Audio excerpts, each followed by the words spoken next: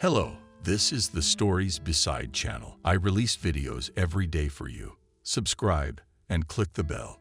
Why are you sitting there? It's time. You know Michael won't be happy if you're late. Cindy stood up obediently. Sit or don't sit, it won't change anything. You have to go and do your duty. Michael was very good at getting girls into debt.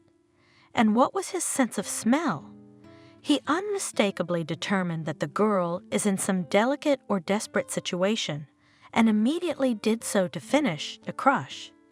Cindy came to the city like so many others for a better life. She didn't run away, but her grandmother, with whom she lived, was gone, and she had nothing to do there. The village didn't like her grandmother. She was a mean, angry old woman. She didn't like Cindy. She chased her all the time. If other girls bathed at the lake, Cindy had to weed something in the vegetable garden. She could only bathe in the evening. Usually, after all the work was done, Grandma would say, "Go to the lake, rinse yourself, or the laundry is often washed, it will spoil." Cindy obediently took a towel and went for a swim. The mosquitoes were chasing her in clouds, and she had to dive every now and then to keep them away. But she was happy. Her body seemed to calm down from the heat and from fatigue. Grandma was gone when Cindy turned 17. Cindy didn't shed a tear, and a week later, after collecting all the money she had in the house, which was not a small amount, she closed the house and went to town. True, the box with large earrings and ring, which grandmother wore on holidays to take with her, did not become. She hid them in the basement, let them lie. When she settled down, she would come back for them, let the memory be. They were made of some cheap material, like silver, but obviously something else. Her grandmother would never splurge on expensive ones. Cindy was a serious girl, and you had to thank her grandmother for that.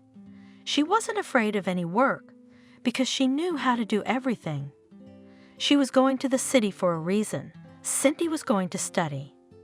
She calculated everything. For the first time she will have enough, and then she will find some part-time work. She will definitely find it, but everything went completely wrong. When she arrived in the city, she was literally deafened by the sounds. Everything was so big, glowing, and terribly unfamiliar. Cindy was carrying a large bag on her shoulder, but she wasn't looking where she was going. She was looking at the town. Yeah, their town wasn't even close. What was it? As she went to the center of her town, she could walk around the whole city in an hour, and here was such splendor. "Young lady, why don't you look where you're going?" Cindy felt at the last moment that she had impaled someone with her bag. A young man stood in front of her. He had a cup in his hand, but the coffee from the cup was dripping down his shirt. "Oh, I'm sorry." Cindy wanted to apologize, but seeing the displeased look on the man's face, she went on the offensive. "You're running like a madman. You saw the bag I was carrying. It was easier for you to go around, and if you don't watch your step, that's your problem." The look on his face became such that the girl couldn't stand it and laughed. "All right, I'm sorry." The man suddenly smiled. "My name is Liam, and I'm Cindy. Where did you come from, Cindy?" I'm here. I'm on the train over there." "You're going to theater school, I suppose." Cindy blushed. "Why theater school? It's like there's nowhere else to study." "You're not going to theater school." "No." Cindy would never have admitted that that was why she had come here, but after the man's words she realized that there were plenty of people like her in the city. Of course she had known about it before, but now she clearly realized how naive she was, no different from the others, the same fools. "Where are you going?" Cindy wanted to argue again that she wasn't going anywhere, but she didn't. "Looking for a room or something to rent, or something for the first time?" "Well, it's complicated. Do you know what the prices are around here? I know, of course, but I'm not poor. The man looked at me doubtfully. You know what? I've got someone who can help you. Shall we? And he strode off with determination. And Cindy remained standing at a loss. Where shall we go? Why shall we go? He turned around, sighed, and walked back. Why are you standing there? Come on, don't be afraid. Liam picked up her big bag and started walking again. Cindy had no choice but to follow him. Where are we going? To my aunt's. She has a big apartment and sometimes rents out rooms. Plus, she can help with work. You need a job, don't you? Very much. I'll take any job. Liam looked at her strangely and grinned. Liam's aunt turned out to be a peculiar woman. She immediately outlined Cindy's chores, gave her a reasonable price, and simply left the room. Cindy looked at Liam confusedly. Don't worry, she's all right, but she's been in the trade for many years and is very successful, so you won't see each other much. For the first few days, Cindy hardly left the house. Accustomed by her grandmother to cleanliness, she washed everything, rubbed everything, even received praise from Vanessa. Well done. I see you like order. I'll take a little off your paycheck so you can keep cleaning. Oh, it's no trouble at all. A few days later, Liam invited her for a walk. Cindy was so excited. It's a shame. Liam had a real crush on her. She chose the best dress she could find and even put a little mascara on her eyes, which she had bought the other day at a neighbor's store. If she had mascara before, her grandmother would have made her eat it. Liam looked at her carefully. Wow, you're really pretty. Cindy blushed, and Liam suddenly thought that she had never been with anyone before him. The thought was absurd, of course, but he decided to ask. Are you blushing like you've never been complimented before? No, I haven't. My grandmother, if she saw me talking to a guy without doing anything, she'd howl. Liam felt his palms sweating. An innocent girl in this century, how could that be? He ran his finger down Cindy's cheek. Well, shall we go for a walk or to a cafe? Cindy smiled. Let's go for a walk. I haven't seen anything yet. They wandered for a long time. Liam was a real expert on the city. He seemed to know everything. The girl listened to him with her mouth open, and she realized that she had never met anyone smarter and more attractive than Liam. A week later, Liam invited her to his house. Cindy understood why, but she was sure it was the right thing to do. They would get married, and everything would be fine. She had never dreamed of such a turn. Everything was working out just as well as it could. Vanessa watched Cindy getting ready. Where are you going?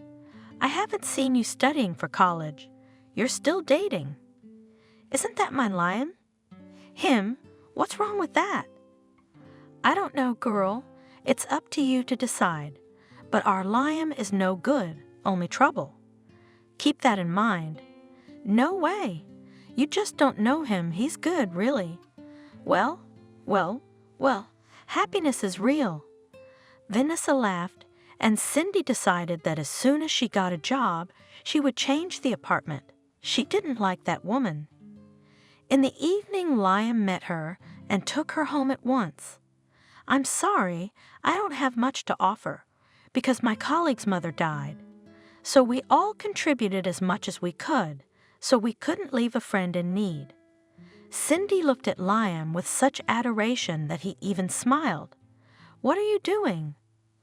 Liam, you are like that, and don't worry, we live in the modern world.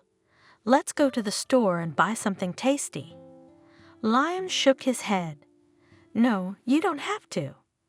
It's not nice. I'll pay you back as soon as I get my paycheck. Cindy almost shrieked with joy. He said it as if he meant that Cindy would always be there for him. Oh, who cares what we count now? They went into the store, picked up some delicacies and wine and went to Liam's. Cindy looked around with interest. A typical bachelor's apartment. Cobwebs in the corners on the ceiling, a mountain of unwashed dishes delicately covered with a towel. They settled into a room where it was obvious that Liam was trying to tidy up. After the first drink, Cindy, who never drank, became hungover when Liam held out his arms to her. She stepped towards her without a second thought. In the morning, Liam woke up and didn't find Cindy around. He thought she had left and breathed a sigh of relief. She was certainly a pretty girl, and it was her first time with him, but she was completely inexperienced. Liam liked to take pleasure, not give it. The fact that she was gone meant he wouldn't have to say all those unpleasant, "Cindy, what kind of marriage?" It's not fashionable now, and nobody needs it. It's a relic of the past, weddings, rings, holidays. Or is that all they do in your village? Well, I'm sorry. This is not a village. Liam pretended to be offended and turned away. Cindy immediately hugged him. "Oh, come on, come on. I was just saying that. I'm sorry. Are you moving?" Of course. Liam smiled contentedly. He didn't meet anyone at home. He preferred to do it on someone else's territory, so that he didn't have to clean up and take care of things. But everything was going so well here, Cindy would obey him without complaint. He already understood her character, so there would be no problems with her. Moreover, he decided to tell her that he had difficulties at work, let her get a job on her own, and run the household on her own money. Why? It will work out very well. He will rest and have fun, and at home he will have order, cleanliness, and food. And of course Cindy, who will never refuse him anything. A month later, Cindy was already working 2 jobs. She fed Liam delicious dinners, washed, ironed, and even bought him new clothes. Liam would hug her affectionately and say, "How did I live without you before? I don't understand." Cindy laughed happily.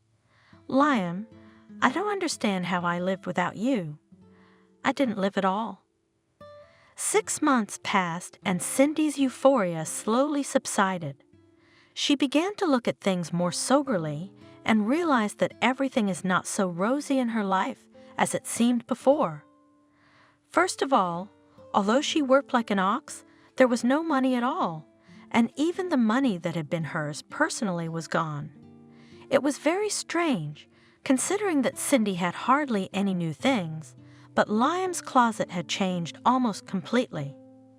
Secondly, Cindy wondered if Liam was spending too much time on a job that he wasn't paid for. And thirdly, Cindy was beginning to realize that she was a complete idiot. Does Liam have this very job at all or not? She sat down on a chair in the kitchen, looked around the room, the curtains on the windows.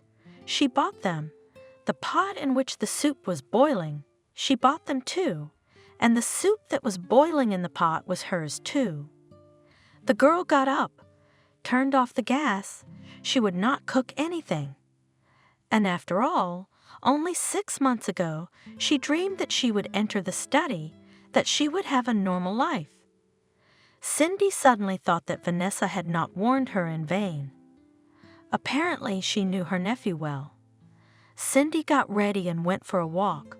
The weather was nice. She'd have to stop by work and tell her she wasn't coming back. No, of course she'd leave her alone. She had to live somehow. Liam would see that she wasn't there and that nothing had been cooked but the first meal, and she would think about it. She came home in the dark. She had rehearsed her speech all the way, but Liam was not at home. It makes sense. He'd say it was another work emergency. Cindy sighed. How frustrating was that? Well, the main thing was to talk to him. Then everything would become clear. Liam came in the morning. He took something out of the refrigerator, tried not to rattle, and sat down to eat in the dark. Cindy turned on the light. Liam looked up at her. "Hi, what are you doing up?" "Liam, we need to talk." He grimaced. It was a friend of his, to whom Liam hadn't been able to repay his debt for a long time. He had lost a little, then he wanted to win back, but he had lost even more. Once again, Liam regretted that the world technologies were developing so fast. There were no cell phones before, and there was no need to always answer the phone. No home in that, was it? A good excuse, but now try not to answer, and then you can answer and end up in the hospital. "Yeah, Michael, hi." "Hi, Liam. Is it just me, or are you avoiding me?" "Michael, of course it's me." "Then I don't understand why we don't see each other very often. I think we should meet to discuss some things." Liam sighed tiredly. "Where should I go?" "You don't need to go anywhere. I'll come to you myself. I know the address." Michael disconnected. Liam wiped the sweat from his forehead. It wasn't funny anymore. He tried not to tell anyone his address at all, so that there would be a place no one would know about, and now Michael had found out everything. Liam looked longingly out the window. Hiding was not an option. Sooner or later he would have to go home, but the debt would be much bigger. Cindy had just come home from work when the doorbell rang. "Cindy, we have guests today, a colleague from work." The girl splashed her hands. "Why didn't you tell me?" "I would have cooked something delicious." "It's fine as it is." Michael was alone, but Liam had no doubt that there were some tough guys waiting for him somewhere in the entryway. "It's cozy at your place." Michael looked at Cindy. "Liam, didn't you say you had such a beautiful wife?" Liam gritted his teeth. "It's not a wife, it's Cindy." The girl snorted resentfully and went into the kitchen. When Michael and Liam were seated at the table, she said, "Well, you two are talking, and I'm going to bed. I have to work early tomorrow." She slipped out of the door, terribly anxious to hear what they would talk about, but Liam was tense. Apparently it was his boss. Let them be there and Cindy sleep. Michael ate quietly. "And you're Cindy. She's a very decent cook, I know." Liam mumbled, not lifting his eyes from his plate. "And she works, and she must be from a decent family." "She's got no one and comes from the middle of nowhere. Did you come to talk about Cindy?" Michael looked at him thoughtfully. "If you don't want to talk about Cindy, let's talk about you. I'm listening to you." "Me? Sure. I don't owe you money. You owe me money." "Michael, I'll give it to you as soon as I get it." Michael pushed the plate away. "You realize this is kindergarten. Maybe you'll have them in 10 years, when they won't be worth anything?" Liam was silent. "Liam, this girl, do you love her? Are you going to get married?" Liam couldn't help smiling. "To Cindy? What, am I sick? Why don't we want her, you country bumpkin? She cooks, cleans, buys groceries. That's all she's good for." "I wonder." Michael was tapping his fingers on the table. "Listen, Liam, you can not only pay me back, but also earn money." Liam looked at Michael in surprise. "How?" "Well, if you don't feel sorry for Cindy, are you saying that she has no family?" "No." "Michael, I don't feel sorry for her. You can have her. What do you want me to do?" They talked for a long time. Michael left after 2 o'clock. That night, Liam was very tender and gentle with Cindy. She even changed her mind about the scandal because she could see how much Liam loved her, but she still had to talk. In the evening, when she came home from work, to her surprise, she found Liam at home. He was lying on the couch, staring at the ceiling. "Liam, is something wrong?" He looked at her sadly and turned away to the wall. Cindy was frightened. She sat down next to him. "Liam, what's wrong? Tell me, come on." He sat down on the couch. "Yes, I guess we need to talk. I've been keeping it from you, but things are getting out of hand. You see, I've been out of work for 4 months now, ever since I was diagnosed. I thought treatment wouldn't take up much of my time, much less money. Lime saw the horror-filled eyes of Cindy and continued even more tragically. At the moment there is movement towards recovery, but there is no money, and there are huge debts that people are starting to claim. He talked for a long time. Cindy only realized that money was needed, lots of money, or her loved one would die. It was only now that it all came to her. She realized how skillfully she had been swindled, having driven her colleague into debt, and not just driven, but under receipts. Though if she hadn't had them, she couldn't refuse, she would have been forced to. Cindy went out to get the girls. Michael was already waiting for them. "All right, my chicks, ready to work?" One of the girls laughed. Cindy looked at him gloomily. Michael pinched her quite contentedly. "Why are you looking at me like a beast? It's not like I'm forcing you. Just pay your debt and walk free." Kathy is working with pleasure. She has found her vocation. Cindy looked at him angrily. "Go to hell. You'll choke someday." Michael snorted angrily. "I'd like to give you a punch that you'd remember for the rest of your life, but I can't. There's a very important man waiting for you, and your client is paying you very well. So I can leave you soon." "Well, we'll see." Cindy got into the car. She knew who Michael was talking about. She had been taken to the same client lately. It was an elderly man in a wheelchair. Cindy loved going to see him. They didn't sleep, even though that's why she was taken away for debt. They would talk, watch comedies, eat, and Cindy would just sleep it off. Charles had a son who lived abroad and couldn't come back now because he was under contract. Charles was not a poor man himself, and his son sent him good money all the time so that an old man like Charles could afford it. Cindy had started going to him a month ago. She didn't know how much the clients paid. She only got a little if they gave her something. Each of them was usually escorted to the door by a bald guy named Ethan, who took the money. Then in the morning, or when he had time, he would collect the girls. Charles met her in the hallway. "Cindy, I was afraid I hadn't made it. I can't get your boss on the phone. They've invented a newfangled connection, but they can't think of one that works well." Cindy smiled. Charles was always cursing everything modern, saying it was better before. And now there's no privacy at all. Think about it, Cindy. It used to be that a man went on vacation, went to the country, and that was it. Everyone knew that he would return on such and such a date, and no one touched anyone. But now at any moment at work will be called, and if somewhere the phone sat down, then in an hour everyone is on the ears, not a life, but a glass showcase. In some ways she agreed with him, but she liked to argue. Sometimes they spent the whole evening arguing. They met by chance. Cindy went out during the day. Once a month, when there were women's days, girls were given days off. Some went out. Some visited relatives. It was on one of those days that she met Charles.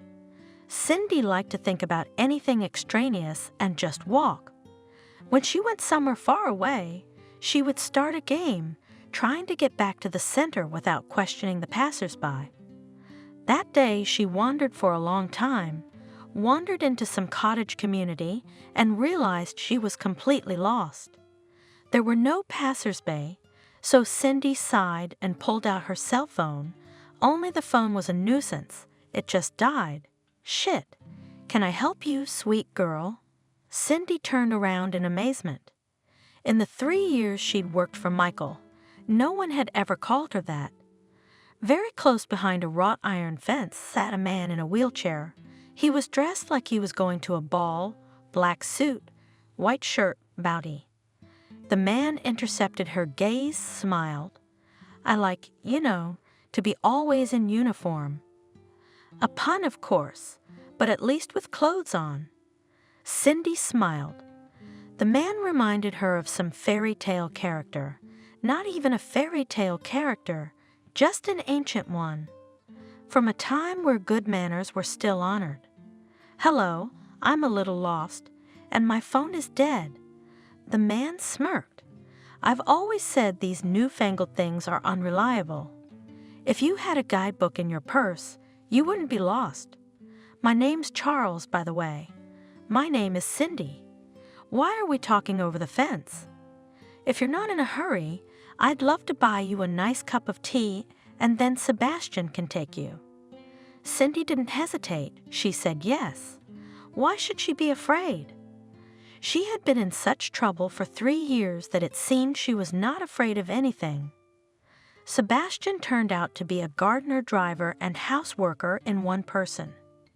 He was only a little younger than the owner, and at first he looked at Cindy disapprovingly. Then, really nothing, even drove her to the store a few times on Charles's behalf. On one of those trips, he said, "I thought you were trying to rob my master?" Cindy was surprised, wanted to be offended, but then realized how it looked from the outside and simply replied, "Don't think so. Charles, almost the only person in this world who has treated me well, not as a thing, but as a person. I would never hurt him, never plot against him. That's a good thing. Master's been through a lot in this life. He wasn't always like this. Besides, the doctor said he had a chance to get back on his feet, except that he didn't want to."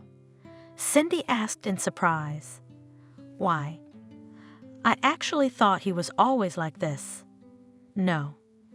Years ago he was driving a car with his family in it. He has a family. He did. He lost control of the car and went off the road.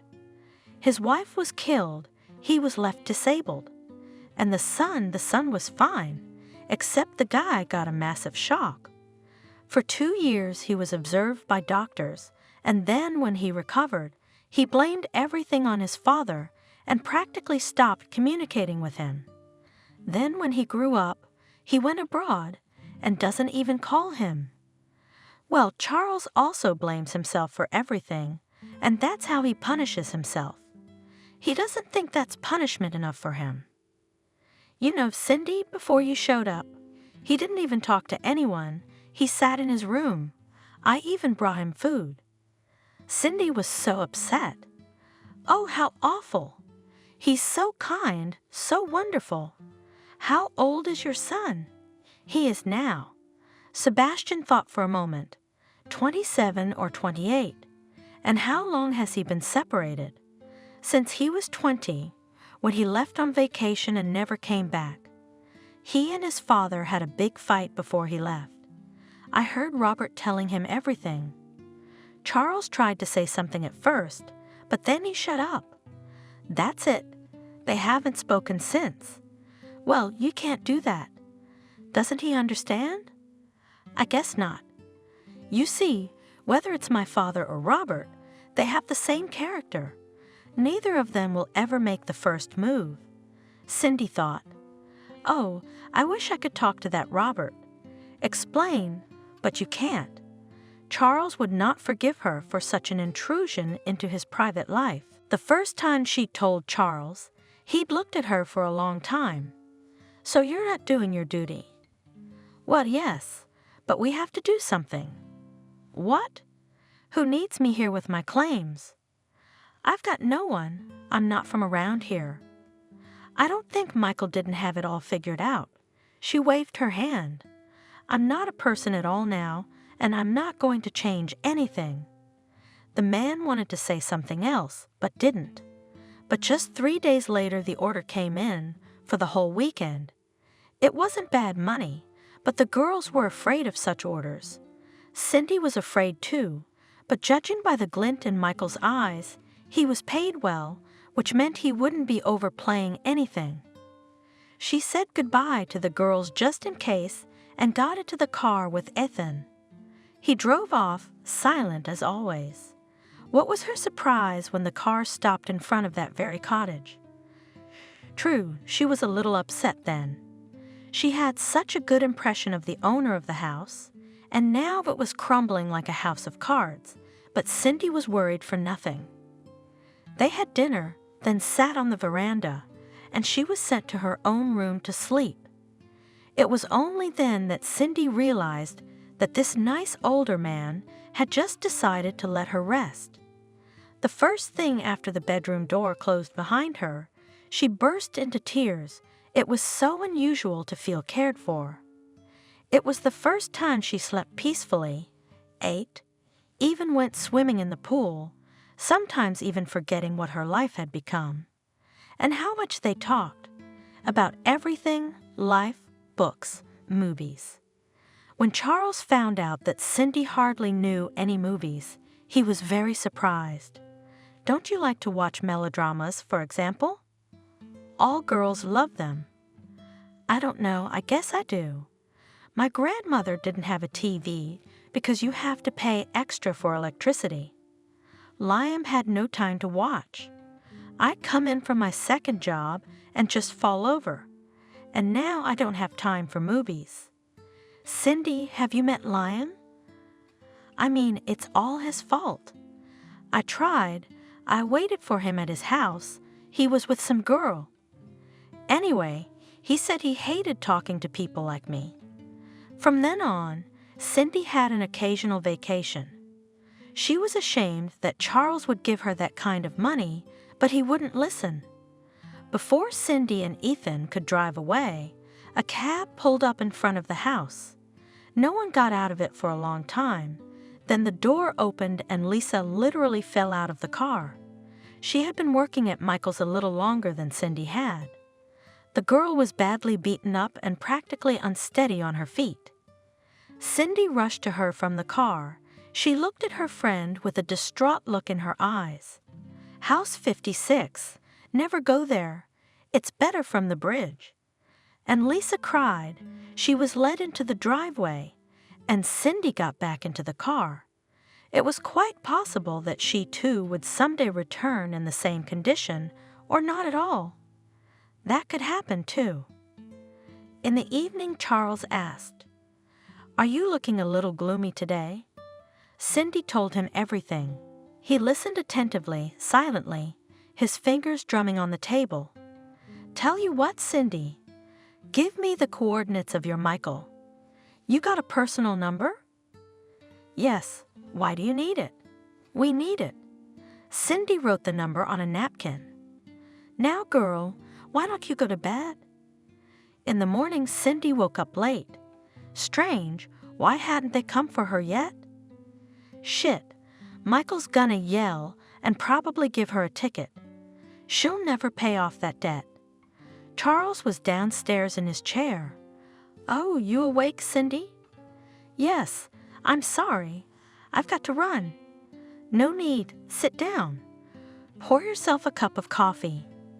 Cindy stopped confused, sat down, poured coffee, and only then was surprised to see that Charles had her passport in front of him.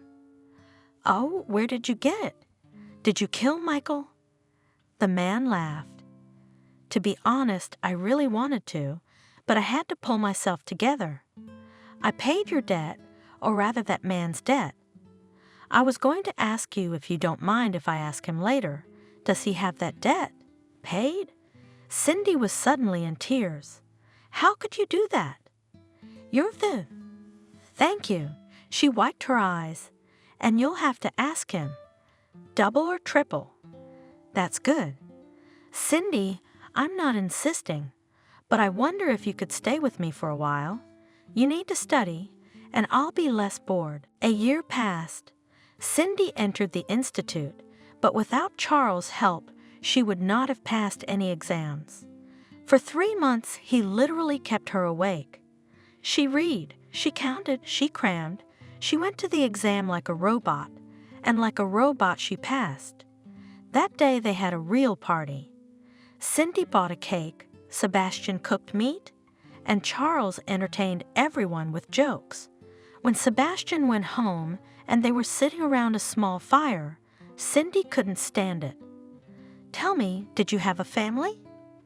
And Charles told everything, how he loved his wife, how he loved his son, and how he had lost both him and her. "How can that be? You need to try and talk to him now. He's an adult now, an adult." "No, Cindy, that's just it. He's grown up, he's a real man, but he hasn't changed his mind, and he's never even tried to talk to me.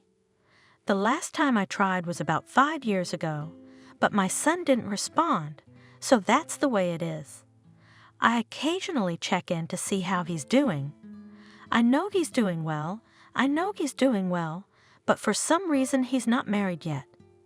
Cindy worked as hard as she could for her keep and lodging. She cleaned, cooked, made sure Charles took his medication on time. Sebastian breathed a sigh of relief. "Cindy, you have no idea what it meant to me to make pancakes. It was horrible. I spent 2 days researching each dish, and only then did I try to cook it." Cindy laughed. "I really like cooking, and I like everything very much." A year later, Charles fell ill. He caught a cold somewhere in the street, and then a complication developed. He flatly refused to go to the hospital. The doctor came to his house. Cindy looked at the face of the one who had given her hope for life and realized that she would not survive if something happened. Charles was hardly eating. Nothing pleased him, and then she made up her mind. She went to his study at night when the master of the house was asleep. She explored the contents of the drawers for a long time and finally found a notebook that contained his son's address. Not only the address, but also his phone number. It took her another day to work up the courage, and then she dialed the number. The phone was not answered for a long time. Finally, a man's voice answered. "Hello. Hello, you don't know me. My name is Cindy. I live with your father." "Is that a mistress? But I'm not interested. What do you want?" Cindy thought he didn't hang up right away. That was good. That's what she was afraid of. "Listen, don't hang up. I'll tell you everything. It's up to you to figure out what to do. Your father, he's in a lot of pain. He tries not to show it, but I've seen him sitting in his office several times, holding your picture and crying. Did he put you up to calling me?" Cindy was scared. "No, he doesn't know. He won't forgive me for meddling where I shouldn't. I wouldn't interfere. It's just that Charles is very ill at the moment. It may not be critical, but he's lost interest in life. I'm begging you. If you would come, he might feel better." The other end of the phone laughed. "Are you afraid of losing your daddy? Do you really expect me to believe you're all that sincere?" Cindy was sick of listening to this narcissistic asshole. You know what? A man who has blackness in his soul and sees it all around him. I have nothing more to say to you. You found the culprit for your mother's death, or rather, it's very convenient for you to blame it on your father, and you live your life in peace. And your father starts the morning thinking, "I wish I hadn't survived that accident. You're a cruel man, and I'm sorry I called you." Cindy disconnected and even threw the phone. I mean, really, why would she do that? She didn't want Charles to find out. The next day, Charles got worse. There was no change in his medical condition, but his mood. The doctor took Cindy aside as he left. "Cindy, Charles needs positive emotions as much as possible. You know, moping is very dangerous in his condition." "I understand. I'll try my best." "Yes, you will. Have a good day." The doctor left, and Cindy went to her room. But just as she reached it, the doorbell rang again. She took a quick step back. The doctor must have forgotten something, opened the door, and froze. There was a man standing in front of her. He was something elusive, similar to Charles, but looked much more powerful. "Is that you?" He looked at her mockingly. It's me, and this is you. Come in, please." She backed away, and he stepped inside, tossing a large travel bag carelessly to the floor. "Sebastian, where?" "There's stuff in the car, presents." Sebastian appeared out of the ground, looked at the man for a moment, then rushed to him. "Kid, Uncle Sebastian." They hugged. Sebastian sort of, even wiped his eyes. Come, make your father happy." Robert looked at Cindy confusedly. "How? Can you do that without warning? Is it all right?" She smiled. "Let's go quickly. What warning?" She opened the door to Charles' room. "Charles, you have visitors." The man reluctantly turned his head and froze. He looked silently at Robert, who was walking slowly towards him. "Son." "Robert." Cindy tactfully closed the door and went into the kitchen. She had to prepare something tasty, something festive. She had the salad ready, she put the meat in the oven, sat down, and Robert came into the kitchen. "Something smells delicious." She smiled. "Dinner will be ready in 200. Why don't you make some tea and sandwiches in the meantime?" "That would be great. I'm starving."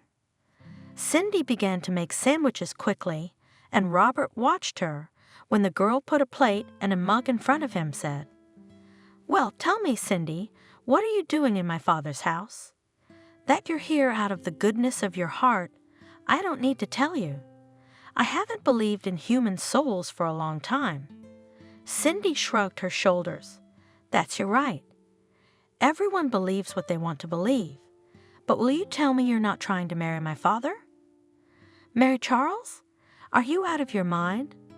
Cindy immediately recognized that Robert was very handsome, probably spoiled by women's attention, and no wonder, but the way he behaved, the things he said, just repulsed her. He was so nasty.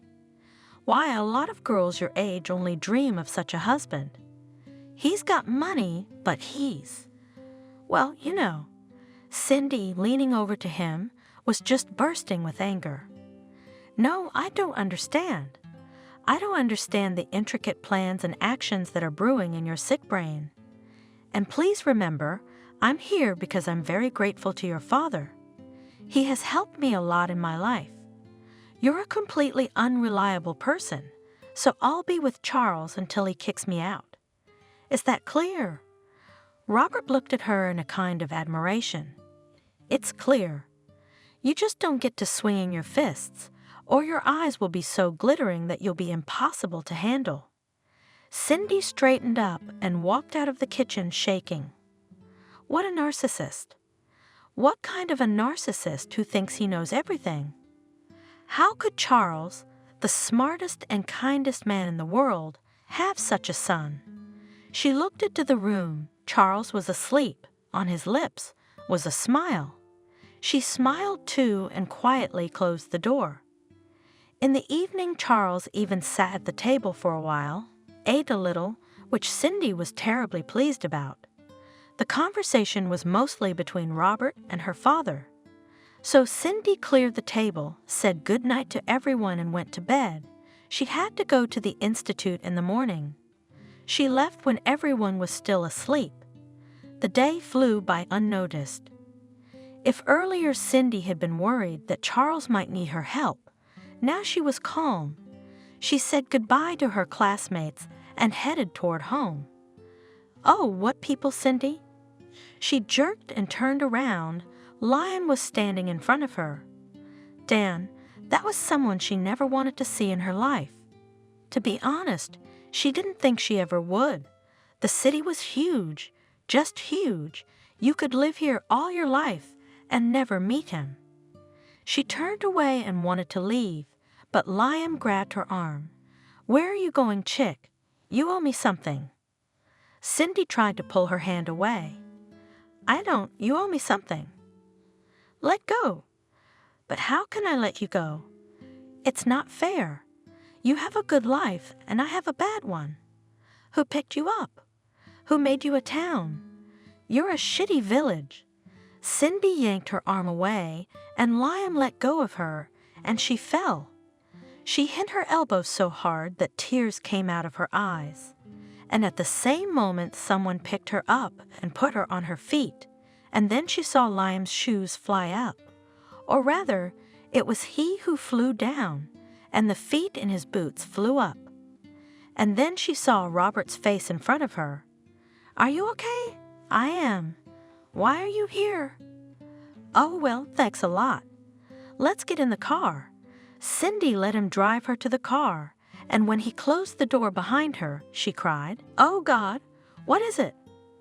Why couldn't she live in peace? Why does she want so much to forget the past? She did everything to never remember it. And then Liam. Now he knows where she goes to school. Cindy suddenly squeezed her eyes shut. What if he starts to scare her? What will he tell those she socializes with at the Institute? About where she used to be, who she used to be? What to do? Robert got in the car, looked at her, held out a tissue, then sighed and touched off. When Cindy had calmed down a little, he asked, "Well, who was it?" "It doesn't matter." "Well, it doesn't matter. Then it doesn't matter." They drove home in silence. Already in front of the door, Cindy turned to him. "Please don't say anything to Charles. I don't want him to be nervous." "All right, if you say so." She knew that Robert was leaving in a week and decided that she just had to keep communication to a minimum. Charles was feeling much better. She lay awake all night, then decided that she should transfer to a correspondence school so she wouldn't need to be in the neighborhood much. And in the morning she got the news that made her clap her hands and scream like a little girl. At breakfast, Charles looked at her and said, "Cindy, you'll have to live here alone, but Sebastian will be around." "Why?" She looked at him fearfully. "What's wrong? Where are you going? Are you worse? You don't feel well?" Charles laughed. "If you'll let me say just a few words to your endless questions, I'll answer you." Cindy gave an embarrassed yelp and fell silent. "You see, Cindy, my son insists that I go with him. There's a clinic there that's willing to operate on me. And they even say the chances are good. Here, Robert's gonna stay for a couple weeks while I get checked out, and then we'll fly out together. Just for a couple months. I hope I'll be back on my own." Cindy couldn't take it anymore. She threw her arms around both Charles and Robert. For some reason, however, Robert kept her in his arms a little longer than he should have, which confused her. In the evening before going to bed, Cindy looked at herself in the mirror, eyes burning, a smile on her lips. No, not again. She can't, she mustn't. But the girl already realized that she had fallen in love with Robert irrevocably. She went out onto the balcony as she was in her light pajamas. Cindy always did. The balcony connected several bedrooms on the second floor. Charles lived on the first floor, so no one was in her way. She leaned on the railing, then turned her back to it, and found herself nose to nose with Robert. God, she'd completely forgotten he was on the second floor, too. Robert looked at Cindy with an admiring gaze. She should have run away, but she couldn't. Her feet felt like they were stuck to the floor. "Cindy." His voice was hoarse, as if he was short of breath. He moved closer, and the girl just closed her eyes, feeling his lips on hers. 2 weeks flew by like a day. Cindy thought that all these feelings and experiences that are shown in movies are all far-fetched, but no, she felt like 10 heroines put together. For the entire 2 weeks, she woke up in Robert's arms. She was insanely embarrassed in front of Charles, because he knew everything about her past. How would he feel about their liaison? Robert had made far-reaching plans. He talked about the fact that in 6 months his contract would be up, and he would be back. He'll come back. They'll get married right away.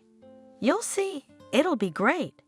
And Daddy will dance with you at our wedding. Every time Cindy looked at Robert asleep, She promised herself that she would tell him tomorrow, but each time she put it off. She was sure that Robert would push her away in disgust, and she wanted it so badly, another day of happiness. She made it to the day of their departure, and when the bags were packed, she sat down next to Robert. "We need to talk." Robert turned to her. "Is something wrong?" Cindy didn't have time to answer. Robert's phone rang and he was speaking German, but even Cindy's knowledge of foreign languages was enough for her to realize that it was a woman calling and demanding to know when Robert would be back. Robert answered almost rudely, finally saying that he had asked her not to call. When he disconnected, Sebastian entered the room. "The carriage is here. We have to hurry. There's traffic in the city." Robert put his arm around Cindy. "I'll bring my father and we'll talk about everything, or on the phone. I promise. I'm sorry, I gotta go." He leaned into her ear. "Love you." As they drove away, Cindy felt like the most miserable person ever. She put the calendar on the table and then crossed out today. The countdown of waiting went on. 3 weeks later, she realized something was wrong with her. Only what? The hunch came suddenly. It couldn't be. She was walking out of the clinic this morning, walking and smiling like a complete idiot. The doctor said she was pregnant. The term is very small, so when she asked who was there, he laughed and said, "A baby." Nothing else is known yet. Robert's baby is in it, his and hers. It's so unexpected, so exciting. He'll be calling tonight. Cindy had no idea what his reaction would be. She was already approaching the gate when she felt someone looking at her. Cindy turned around and immediately met eyes with Liam. She felt the blood rushing in her head. He had found her and here she was. She could definitely forget about being happy now. Liam smiled crookedly and quickly disappeared behind the bushes. Cindy walked into the house. She sat down on a chair in her clothes. She sat for a long time, then stood up resolutely and took out her suitcase. Strangely enough, she had a lot of stuff. She had to take a bag too. She thought and took half of the money that had been left for the household. Now she had to write something to Charles. He was the only one she trusted enough to talk to about everything. The letter turned out to be longer than she thought it would be. She explained everything about her and Robert, nothing about the pregnancy. She left the house, found Sebastian. "Sebastian, I'm leaving." "Where are you going?" "Yes, I'm going home." The man put away the shovel he was fixing. "Cindy, what happened?" "It's a long story and I'd like to forget it." "Charles, I left a letter." "And Robert?" Cindy blushed. "What about Robert?" "Cindy, do you take everyone for an idiot? You can never hide what's been going on between you two." "I'll call him." "I don't know what you're thinking, but you're wrong. Sebastian, don't you understand? I'm not worthy of Robert. He'll forget me, marry a normal girl. It's all wrong. He won't be happy with me anyway." Cindy hugged Sebastian, then headed for the gate. "Wait, can I at least give you a ride?" She waved. "No need, thanks. I'll do it myself." Her grandmother's house greeted her with a dank dampness. It had taken her 3 days to get here. She'd changed her route on purpose so no one could find her. Her passport had been registered where she had once lived with her parents, which was almost 150 miles away. Her grandmother took her when Cindy was very young. To be honest, she can barely remember everything, and what she does remember, she doesn't want to remember. No one in the village knew what had happened to her parents. No one would ever even try to ask her grandmother because she had a short answer for everyone. Those who didn't know would blink for a long time afterward, not understanding why they were being punished. Cindy walked around the house. "Well, Cindy, there you are, back where you hated it so much. It's all right. It's going to be all right, isn't it, my good girl?" Cindy stroked her belly. She was sure she was going to have a girl, a little sunshine, with Robert's eyes. Having melted the stove, Cindy made herself some tea and sat down at the table. Tomorrow she would devote the day to cleaning, and then she had to do something about work. It was a big village, so maybe she could find something. In the morning, Cindy cleaned up, threw away a lot of things, then saw a large dried-up rod under the door. She even smiled a little. Grandma, if Cindy did something wrong, they grabbed the rod right away. And it didn't matter at all how old she was, with what pleasure she broke it and threw it into the stove. A few days later, Cindy went to the so-called office. All village business used to be settled there. Time had passed, of course, but not so much. She wondered how long she had not been here. It was 5 years. On the one hand, it was a long time, but on the other hand, what was 5 years for a person? For an ordinary person, it was just a short period of time, but for Cindy, it was a lifetime.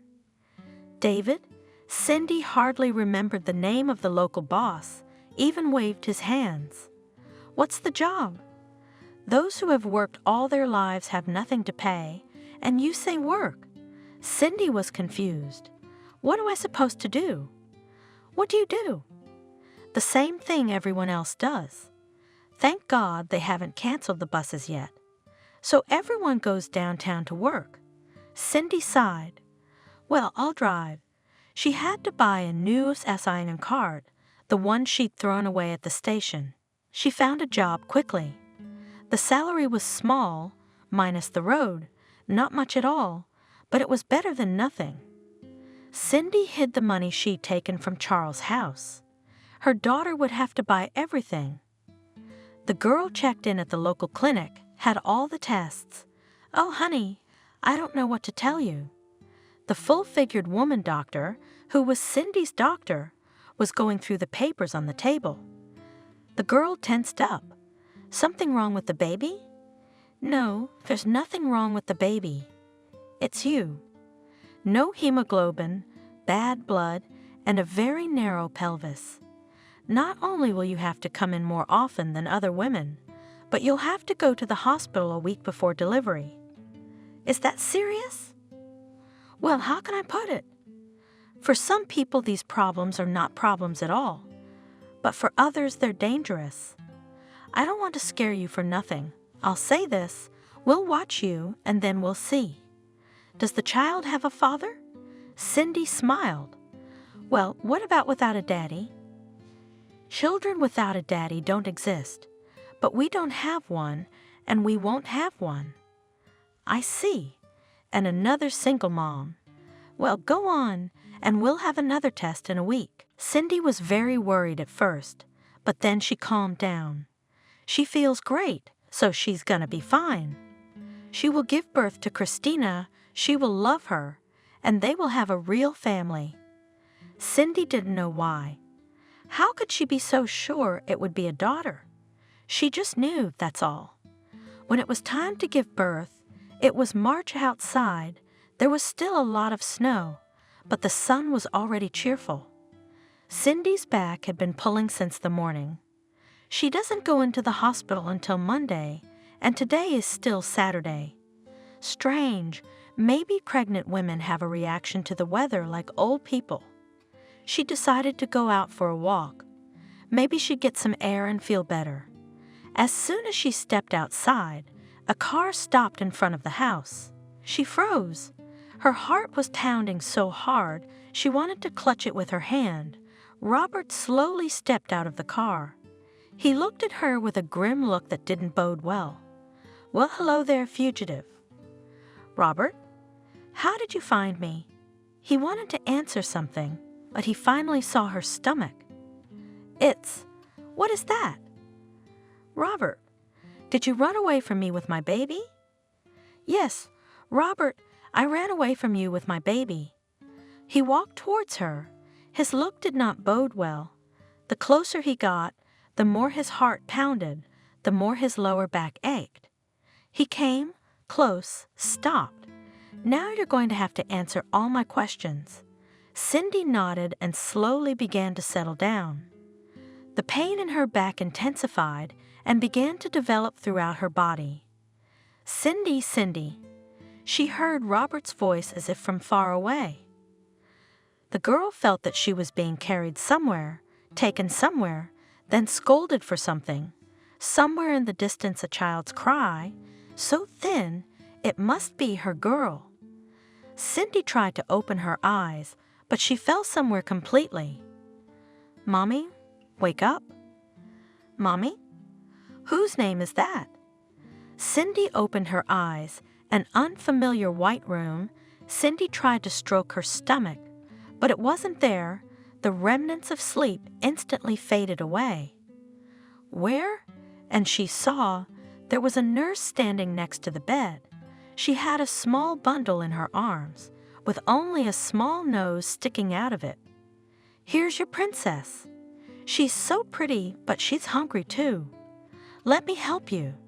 Cindy took her daughter and froze. How pretty she was. She really was a princess. She wanted to feed her, but she felt someone looking at her. Robert was standing in the doorway. Cindy remembered everything. What would happen now? Cindy. "Robert, I'll explain everything to you." She knew perfectly well that this time she could not explain anything to him, and perhaps she did not need to, since Charles had not told him anything. Perhaps she did not need to. Let it be her secret. Cindy looked at Robert with the eyes of a beaten dog. Tears sprang from her eyes. He rushed to her. "Don't cry, you can't cry. Everything's going to be all right. Everything's going to be all right now." Robert picked her up from the hospital. He made a mess with all the flowers and balloons. They'd never seen anything like it in the village. When they got home, Cindy saw not only the crib she'd bought from an ad, but lots of beautiful things for her daughter. In the evening, Robert took her hands in his. "Cindy, when will Christina be ready for the road?" Cindy was frightened. If she had a chance here, it would become quite small in the city. "Oh, Robert, she's just a baby. Maybe in a few months." "Months? But that's so long I have to work." A week later, Robert left and said he'd be back in 2 or 3 weeks. He couldn't come any sooner. "I've got to tell my dad. You know, he's walking now, but with a cane. He is. I'm so happy for him. You have no idea. He's gonna be so happy. I didn't tell them anything." He left and Cindy felt so sad. When Christina was a month old, they went to the clinic. It was possible, of course, to wait for the doctor at home, but she was so fed up with the unloved village that she could not tell. After the checkup, when Cindy decided to walk through the market, she suddenly stopped like a stumbling block. Cindy thought she saw Liam in the crowd. She took off her seat and with a quick step went to where the familiar face had flashed, but found no one else like him. The young woman exhaled. No, it couldn't be. Where would Liam come from? If only for her soul, but the address. And then Cindy remembered that she had once mentioned her town in conversation. If it was him, what did he want? Cindy walked through the market one more time. Christina was starting to get cranky, and the woman headed for the cab stand. Robert had left her enough money to get around comfortably. Before getting into the car, she looked around once more. No, she was definitely imagining things. Why had I come all the way out here? At home she fed and tucked Christina in and went out into the yard. It had been over 2 weeks since Robert had left. They'd called yesterday, and he'd said he'd be here today or tomorrow. Cindy couldn't make sense of herself. Was she happy? Yes, very. But what lay ahead? That she didn't know. Living and lying to Robert? He had said last time that as soon as Christina could be moved, they would get married right away. She would finally be his wife. Cindy decided to weed with the flowers, the only decoration in the yard. The door to the house was open, so if Christina woke up, she would hear right away. "Hello, Cindy." She flinched and turned around. Liam was standing in the yard. "What are you doing here? What do you want? How did you find me?" Liam smirked. "But it's not that hard. Let's go inside, darling. I missed you madly." Cindy stood up opposite him. "We're not going to any house. Leave me alone at last. Your debt is paid. What do you want from me anyway?" Liam grabbed her arm and dragged her into the house. Cindy tried to break free, but remained silent, afraid of scaring her daughter. Liam threw her on the couch, sat down himself across from her. "I have debts to pay, but I have debts to pay, and you can help me pay them off. You're crazy. I'll go to the police, though. Then I guess your Robert will find out about everything. You know Michael has lots of pictures of you and testimonials from satisfied customers, too." "Liam, leave me alone. What makes you think I have to pay your debts at all?" Liam laughed, stood up and headed towards the crib. Cindy quickly tore off the couch and stood between him and the crib. "I don't have any money. I'm telling you the truth." "You don't, but yours, Robert, very much does. It's not mine." "Cindy," Liam sighed. "You see, you're my last hope. I won't give up. I have nothing to lose, and if I don't have the money in a week, I'll tell your Robert everything." "Don't wait a week. I'm listening to you." They turned around and Robert was standing on the doorstep. He motioned to Liam. He tried to jump out the door, but he didn't have time. Robert caught him and punched him in the face. "What are you doing here? And why does Cindy have to give you the money?" Liam tried to get away again, but immediately received another blow.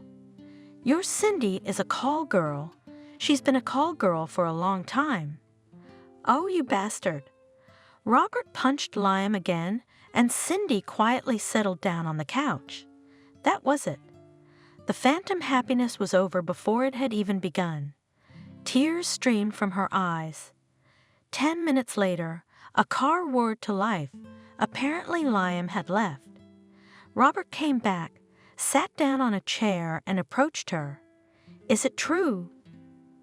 "Robert, I've been meaning to tell you everything, but I kept being afraid you wouldn't want to." "You're right, I won't." "You're crap. You're such an asshole. Am I gonna take my daughter away from you? Or maybe my daughter isn't mine either? And you just don't know who her daddy is." Cindy stood up, proudly raising her head. "You'd better think she's not yours. It'll be easier on everyone." Robert stood up, gave her a long look, and walked out of the house, and Cindy collapsed on the couch and sobbed. It was 200 hours later when she went outside. There were big bags on the porch, diapers, clothes, cereal. She cried again. God, why is she like this? A few months passed.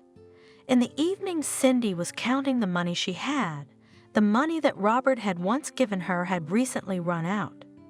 She had been very frugal. She had bought nothing for herself, only the cheapest food. Now she would have to make do with her allowance, which she had been saving. The woman put the money aside. A month ago she had to buy a car of firewood.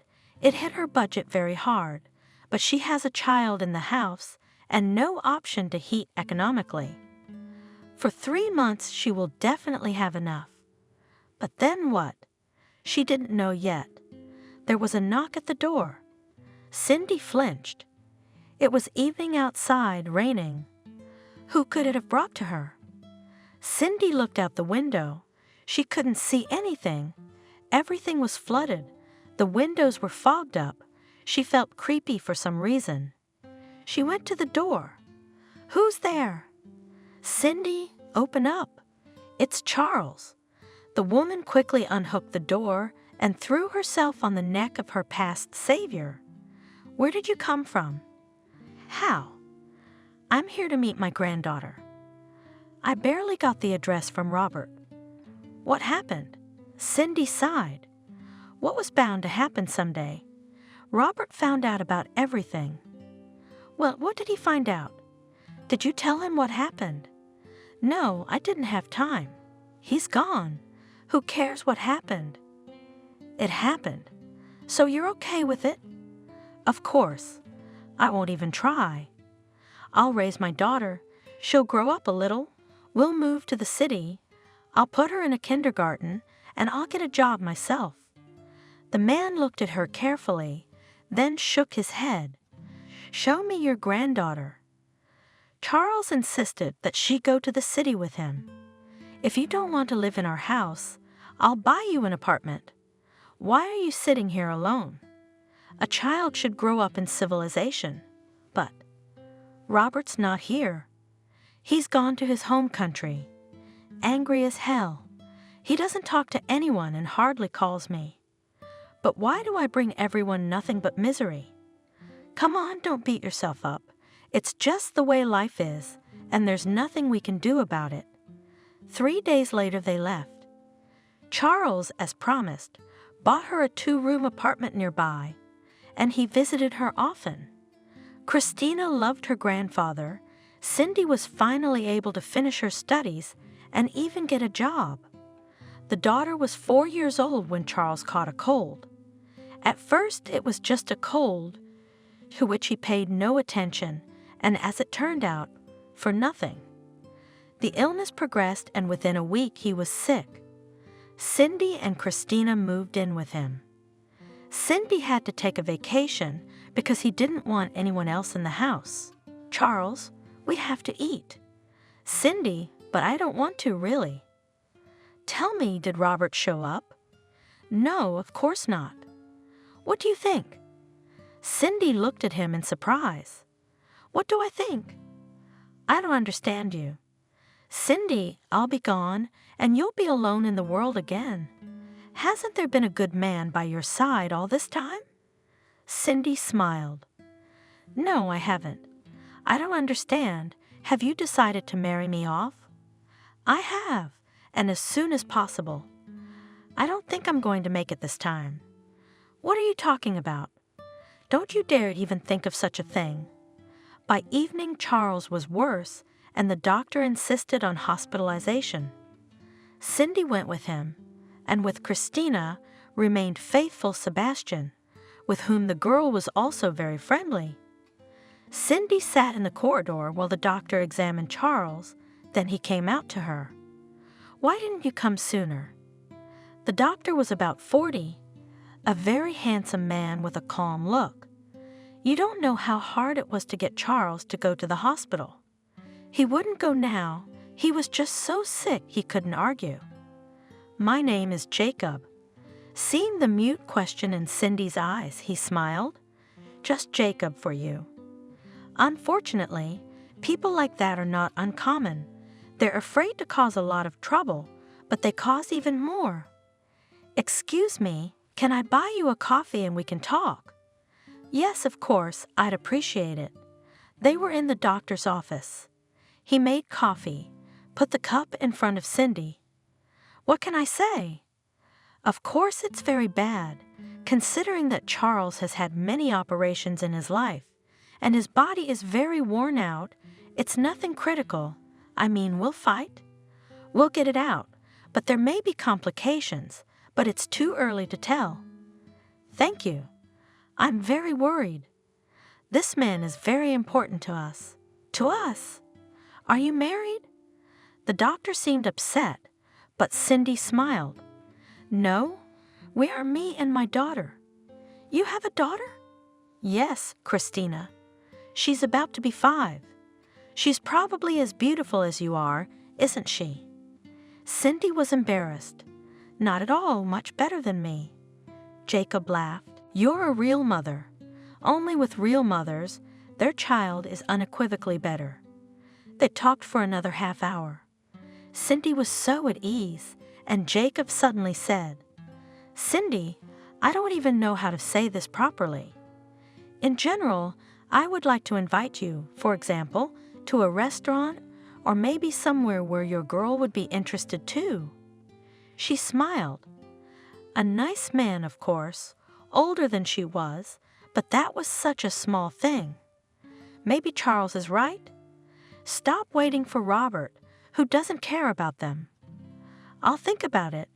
Only if later, when Charles is feeling better. No problem, I'll wait. Besides, I have an incentive now to get him back on his feet as soon as possible. They said goodbye warmly.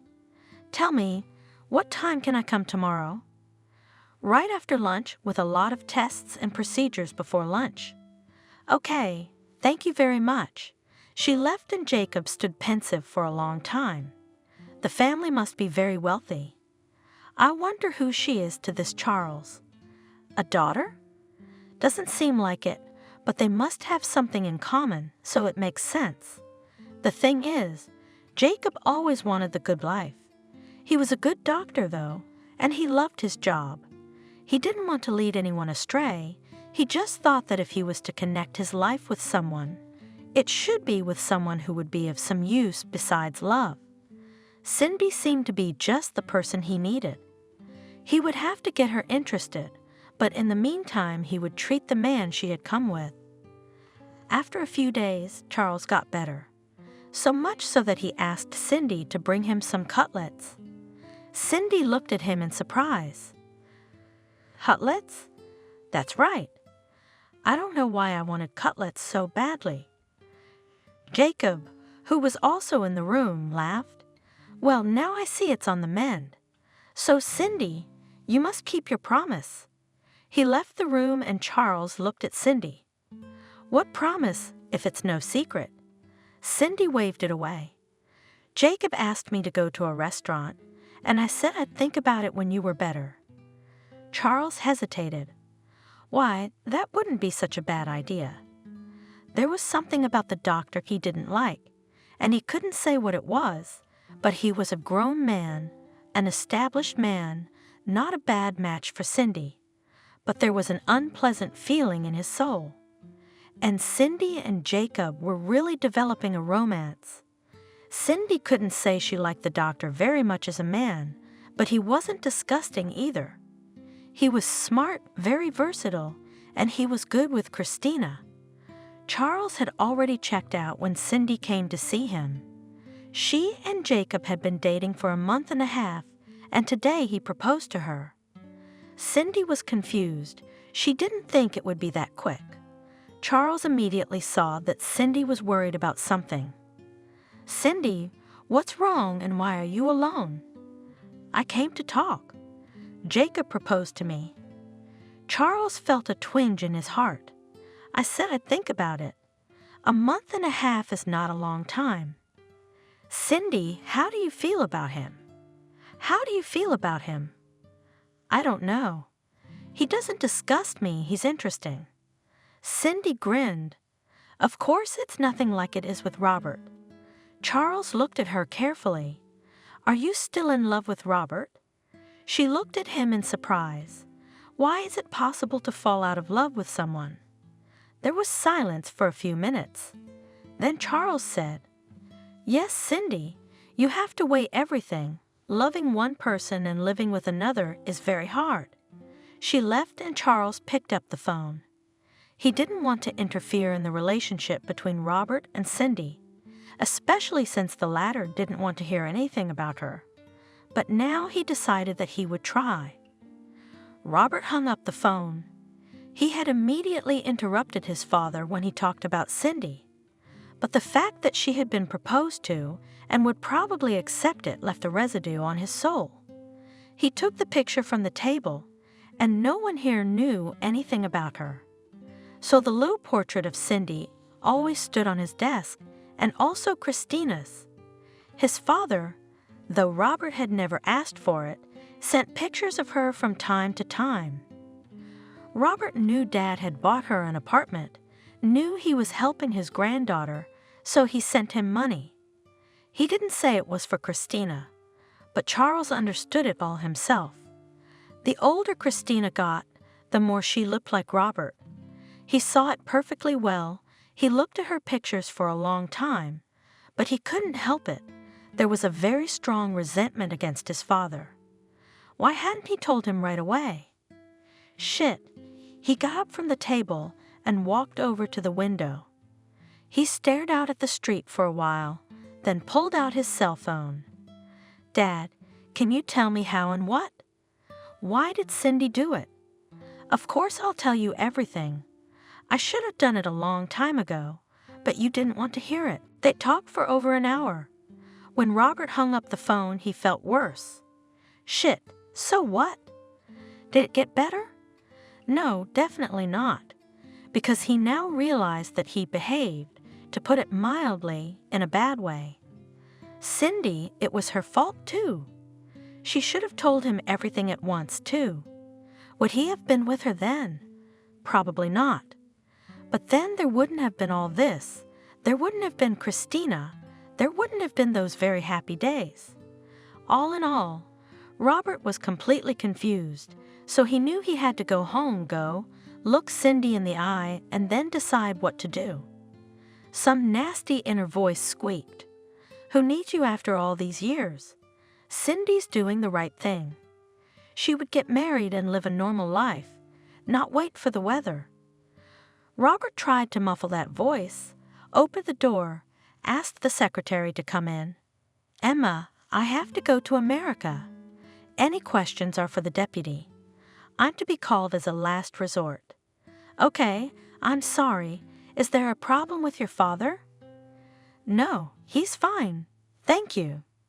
He noticed a shadow on the secretary's face, and suddenly he remembered that this nice woman had been very concerned about his father's health when he was here for surgery, had even visited him in the hospital a few times, and then they had left. Robert vividly remembered how glum his father had been the day he'd left, but Robert had attributed his mood to the fact that Sebastian had reported Cindy's disappearance. What if that wasn't the case at all? Could it be that father and Emma? Damn, but why can't he ever see beyond his own nose? Cindy and Jacob sat in the cafe. She has to give an answer tonight. Cindy has been up all night, she kept thinking. Jacob is good, reliable. What more could a woman want? Everything seems fine, but Jacob, I realize you're waiting for an answer. Cindy, why don't we have dinner first? She smiled. Christina was at Charles, and it was safe to rest. Cindy knew that Charles would tuck the girl in, read her a story, and they would probably watch cartoons on TV while her mom was away. Cindy forbade watching cartoons before bedtime, but the grandfather spoiled his granddaughter. They ate dinner, and Cindy realized the hour had come.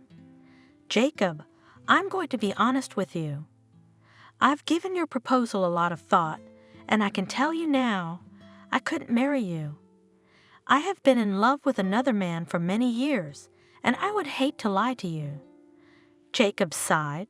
You know, I expected that answer. It was clear to me that when we're together, you're not really with me. So you're not resentful. Cindy was glad. She didn't want to offend Jacob. I'm offended, but not offended enough not to suggest that you stay friends. While the flight lasted, Robert thought about his life. At the time when he met Cindy, he had a girlfriend, and admittedly, he was even going to get married, but not until he met Cindy. It was only then that he realized what true love meant. The parting was hard. The girl was the daughter of his boss. What does he have in the end? Nothing. After he left Cindy, he couldn't think of any other relationship. He'd had women, of course, but they were just for one day. He took a cab and went home. He wondered if Cindy was at her father's, how would their meeting happen? There was no Cindy, but there was his father who said glumly, You must be late. They're at the restaurant, and Cindy will give him an answer tonight. How? Right. What did you want? He's a decent man, not the wind in the field like some people. Daddy? Daddy what? Cindy should have gotten married a long time ago, and she's been waiting for you, you fool. What restaurant are they at? The Wave, I think. Where are you going? I'm going that way. I won't let her say yes. Cindy and Jacob went outside. Do you need a ride? No, I don't need a ride. I'll walk. Cindy, it's late, but the weather's nice. Cindy. A shout literally tore through the evening air. They turned and saw Robert running towards them. Cindy felt her legs go cotton. Jacob looked at her pale face in surprise. Is that him? Yes. Robert ran up angrily, looked at Jacob, then shifted his gaze to Cindy. Cindy, I'm sorry. Yes, I'm an idiot. I'll be sure to beg your forgiveness. But now you must tell this man that you will not marry him, because otherwise I will not vouch for myself. Jacob's eyebrows flew upward, but he found the strength to laugh. Calm down, young man. Cindy has already turned me down, apparently because of you. 2 months later, Robert finally moved back home. He was going to start his own business, but now he had other things to worry about. Dad, are you okay? Charles laughed. I'm fine. You look like an opera singer. Dad, it's not funny.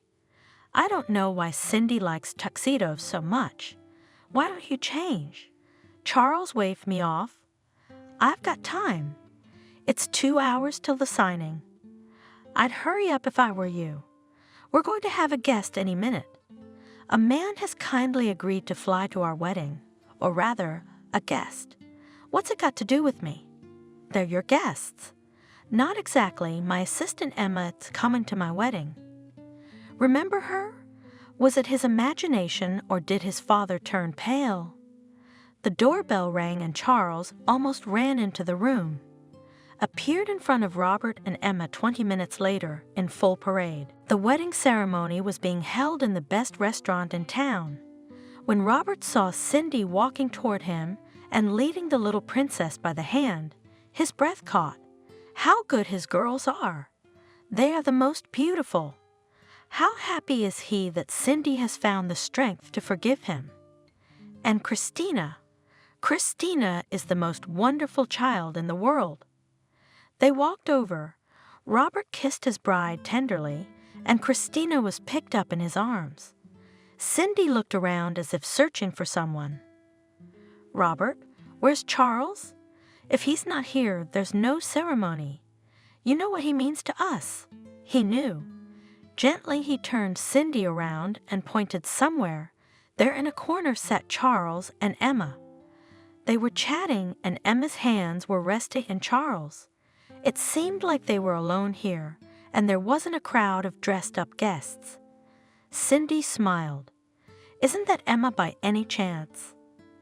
Emma, how do you know? He called out for her when he was delirious with fever, but he wouldn't tell me who it was. Charles and Emma even had to be called so the ceremony could begin. It's been a year. Cindy, you coming soon? Yes, Robert. The trial's over. I'll be there soon. How did it go? It was great. Michael and Liam got a good settlement. I'll tell you all about it when I get there. By the way, I have more news for you. Robert smiled. Cindy spent a year trying to find the girls who had worked for Michael out of choice. There were a lot of girls. Liam often figured in their path too. By all means, she decided to punish them. Robert helped in any way he could. Today was the last trial. He lit the candles on the table, looked around the room. By the glass in the hall stood a small box, and in it, of marvelous beauty, a bracelet. Cindy was preparing a surprise for him. Only he already knew what that surprise was and had thoroughly prepared for it. This morning, he happened to see the test in the bathroom, and it had a clear 2 stripes on it. The door slammed open and Cindy appeared on the kitchen doorstep. She gave the table a surprised look, then looked at Robert. Are we having some kind of celebration? She looked at her husband suspiciously, trying to remember what she might have forgotten. "Of course, I hope you'll give me a son this time." Cindy sighed frustratedly. "You know everything, don't you?" He picked her up in his arms, "And I know everything, everything, everything. And I also know that I love you very much, more than life." The woman laughed, hugged her husband. "You don't know everything." Robert looked at her anxiously. "Tell me?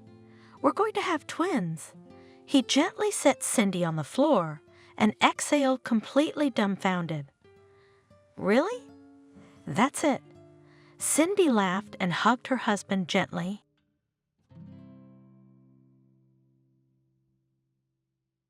Subscribe and click the bell. In a remote corner of the province, where time seemed to flow slower than in the rest of the world, there lived a girl named Miranda. She was special, but not in a way that one would immediately notice. Miranda was shy and incredibly modest in her eyes. Hidden behind the right thick glasses, always burned a light of curiosity. She glided through the world as if trying to unravel the mysteries it hid. From the first days of her school life, Miranda became a target for her classmates. Her clumsy movements and mixed responses to teachers' questions drew ridicule. Her classmates, young and inexperienced, quickly coined the nickname Bogeyman for her. Miranda tried to hide from them, withdrawing into herself and immersing herself in the world of books that had become her refuge. School, a noisy life full of friendly conversations and laughter. Miranda passed by. She was lonely, as if a wall separated her from others. Failures in her studies and misunderstanding from her classmates made her days much harder. But there was one bright spot in this story: her brother James. James was a soldier serving in the army on a remote military base. He only came home once a year for a short vacation. For Miranda, every time he came home was a celebration. She waited for him as an escape from her gray and lonely everyday life. When James was home, he always tried to make her life a little brighter. He told her war stories, gave her books, and even taught her how to shoot an air rifle. James saw something special in Miranda that the others couldn't or wouldn't see. One rainy day, Miranda met her future friend Lisa. It was during recess when Miranda was walking down the hallway and heard crying. She went to the source of the sound and saw a little kitten that seemed lost and scared.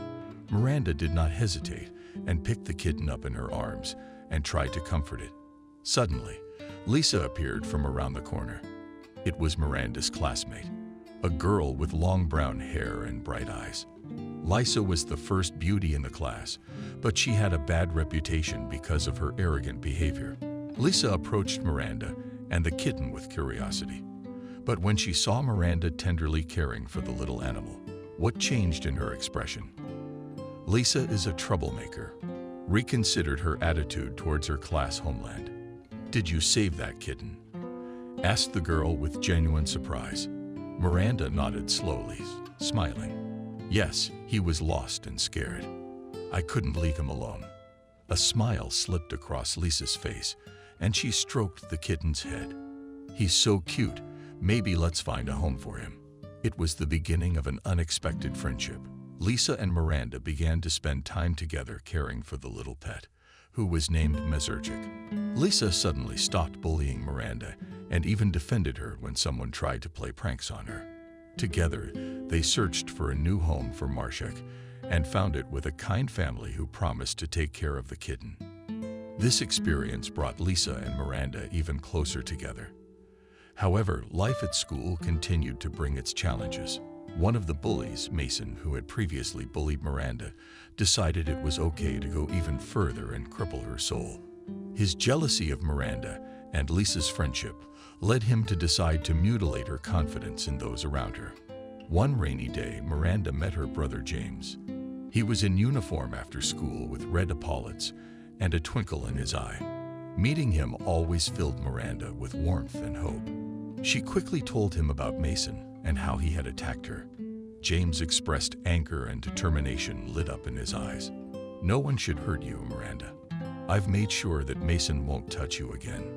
Back home, James found Mason and right at school gave him one last chance. He warned him that if he touched Miranda one more time, he wouldn't get away from him alive. This episode was an important turning point in Miranda's life, and she realized that she had her brother to protect her. The summer slowly faded into the sunset, leaving behind bright memories and the hope that new opportunities lay ahead. Miranda spent this time preparing for her return to school. She carefully chose her study aids, bought new notebooks and pencils, trying to stay ahead of the curve and not fall behind. She knew there would be many challenges in the new school year, but she was ready to face them head-on. Her brother James came for a short vacation, and every meeting with him was a real treat for Miranda. She told him about her academic success and her friendship with Lisa. James listened to her, encouraged her carefully, and was proud of his little sister. One day they were sitting in the cozy living room. A lamp was burning on the table in front of them, and snowflakes were slowly falling outside the window. James asked a question that Miranda had heard for the first time, but it became one of the key questions in her life. "Miranda, what do you want to do in the future?" he asked, looking at her with a serious expression on his face. Miranda looked at her hands as if searching for an answer. "I'm not sure, James. I like to paint. It makes me happy. But I don't know. Maybe I should just go to college and study something serious." James smiled and stroked her head. "Miranda, you should follow your heart. If painting makes you happy, then that should be your path. A serious education is important, but you shouldn't forget about your dreams either." This conversation left a deep mark in Miranda's soul. She realized that it is important to follow your hobbies and passions. This is what gives meaning to life. She now knew that she wanted to become an artist and dedicate herself to art.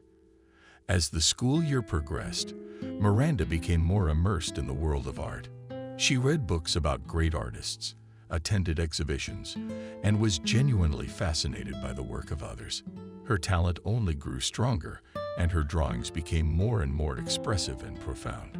Her friendship with Lisa continued to grow stronger as well. They spent a lot of time together, and each gave the other inspiration. Lisa, with her vivacity and energy, gave Miranda confidence, and Miranda, with her deep sensitivity in return, helped Lisa to better understand the world around her. Despite all the positive changes, however, Miranda could not completely forget that terrible day when Mason had attacked her.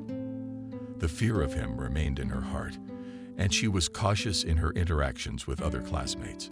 That experience taught her that you can't trust everyone indiscriminately, and she became more careful in choosing her friends. The journey in the art world was just beginning for Miranda, and she was still in school. Despite the constant challenges, she tried not to lose heart. Her days were filled with classes that seemed boring and monotonous to her. But even among the gray routine, she found bright moments. Miranda spent a lot of time in the library. It was her refuge, a place where she could escape from worldly cares and plunge into the world of books. The lines and pages became her companions and the characters her friends. She immersed herself in different worlds, and each new book opened new horizons for her.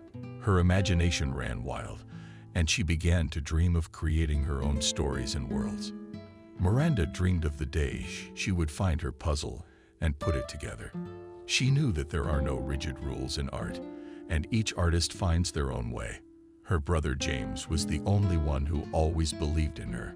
He was in the army and came home once a year for a vacation.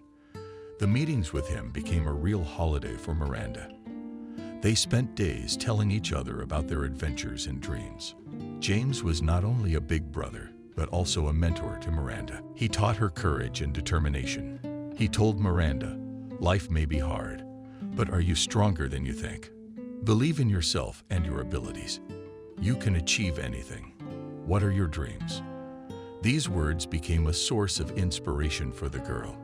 She knew that the path to art could be long and difficult, but she was ready to walk it. She dreamed of creating works of art that would inspire and touch people's hearts. One day, James brought Miranda an antique book about the life and work of a great artist. She read about his passion for art, his creative journey, and how he found inspiration in the most ordinary things. It had become her board book, a book she reread over and over again. James smiled, looking at his sister, and said, "Miranda, you are as strong and talented as that artist. Don't forget that. You can overcome any difficulty if you believe in yourself and your dream." Miranda embraced this book as a symbol of her passion. She was ready for hardships because she knew their journey was just beginning. Her days at school continued, and Miranda faced challenges every day. She was bullied by the entire school, calling her ugly. These words cut the young girl's soul, but she didn't let them break her. She remembered her brother's words and believed that she had something special in her. One day, one of the bullies at school went too far. He took away her innocence and left her with a deep wound on her soul.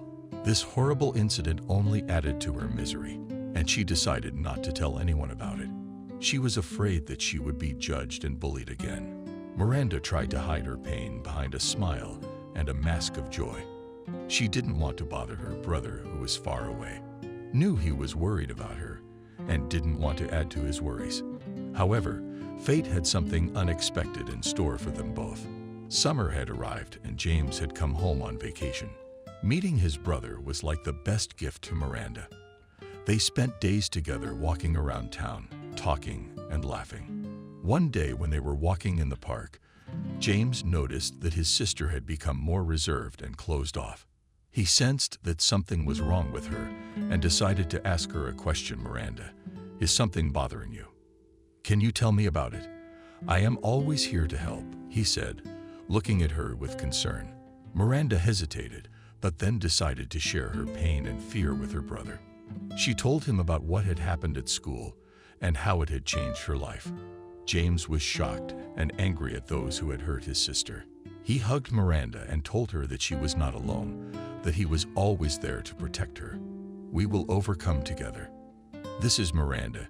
You are a strong, smart, and talented girl. Don't let this incident define your life. You have a future, and I will support you every step of the way," he said with firm confidence. Miranda felt that her brother, her support and protector, he was giving her hope and faith in herself. In that moment, she realized that she was not alone, that she had a family that would always support her in times of need. Miranda and Lisa walked through the storm, ready for the new challenges that life had in store for them. Their friendship grew stronger every day, and they supported each other in difficult moments. Lisa, a former troublemaker, reconsidered her attitude towards homeland from the classroom. They spent a lot of time together, teaching each other what they knew best. Miranda shared her knowledge of art with Lisa, and Lisa helped Miranda understand the complexities of the world, of social relationships. They became inseparable girlfriends, and their friendship was like a ray of light in a dark world. But life at school continued to present challenges. One day, when they returned from summer vacation, they learned that school had become even tougher, and some students had become more aggressive. They had to face new forms of bullying and pressure. Lisa felt supported and understood for the first time. She wasn't going to stay on the sidelines. She stood up for Miranda. And now the two of them were fighting problems together. Their friendship was their shield, and they knew they could rely on each other. One day, when one of the girls in the class tried to bully Miranda, Lisa stood up to her and said, "Enough. We're not going to let you hurt Miranda anymore. If you think you can intimidate us, you are wrong." This incident was the turning point. The girl was frightened by Lisa's determination and no longer approached Miranda. It was a small victory, but they knew they still had a lot of fighting to do. Miranda and Lisa continued to grow and develop as individuals. Their lessons in art and life made them stronger. They knew the road ahead would be difficult, but they were willing to step forward no matter what. Their story continued, and they knew that better moments awaited them in the future. Their friendship was their treasure, and they were willing to protect it at all costs.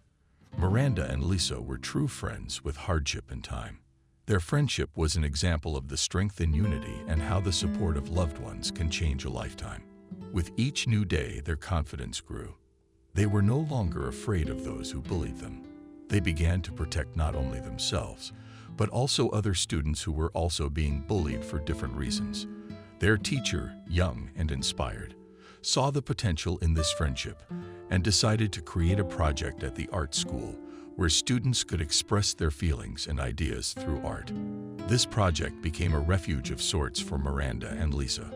Under the guidance of their teacher, they began working on a collective project that combined painting, music, and word art. They created pieces that reflected their own experiences and feelings. It was their way of expressing the whole gamut of emotions they were experiencing in their lives. Their project became prominent in school and even won an award at a local art competition. It was a recognition of their talent and effort. Miranda and Lisa felt that they were on the right track. They also continued to pursue art separately. Miranda developed her painting skills and created amazing paintings that were admired by all who saw them. Her work became sought after in school exhibitions, and she was even invited to exhibit her paintings in a local gallery show. Lisa, on the other hand, began to delve deeper into music. She studied guitar and piano and began writing her own songs. Her music became an expression of her feelings and emotions, and she sang with such passion that her lyrics touched the hearts of all who listened. But of course, there are always obstacles on the road to success. One day, on the day of an important concert, Lisa accidentally threw her music case into the trash. When did she realize she'd lost all her songs? She almost cried, but Miranda was there to support her. Together, they dug through the trash and even got to the custodian in the school restroom to find the lost sheet music. After hours of searching, they finally found the pencil case and made it back in time for the concert.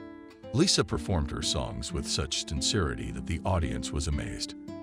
After Miranda and Lisa's successful concert, the party was fun. Students and parents and teachers gathered to celebrate the successes of the young talents. Miranda and Lisa were glowing with joy and satisfaction. However, the joy did not last long. Shortly after the concert, Miranda discovered that her briefcase had been opened and something had been taken out. At first, she couldn't understand what was missing, but then she realized that her personal drawings and sketches had disappeared. Miranda's heart sank into her heels. She knew that one of her classmates clearly disapproved of her success and decided to strike a blow. It was a blow to the sorest spot in her art. Miranda appealed to the teachers and school administration, but proving who had done it proved difficult. She was disappointed and outraged that one of her fellow humans could do such a cruel thing. However, Miranda did not give up. She began to recreate her work from scratch, restoring what had been lost. It was another difficult stage in her journey into art, but she moved forward with determination. In the meantime, Lisa also faced challenges. She decided to record her songs in the studio to share her music with a larger audience. But when she received the recording of her songs, she found that the sound quality left much to be desired. One of her classmates had clearly put a stick in the wheel.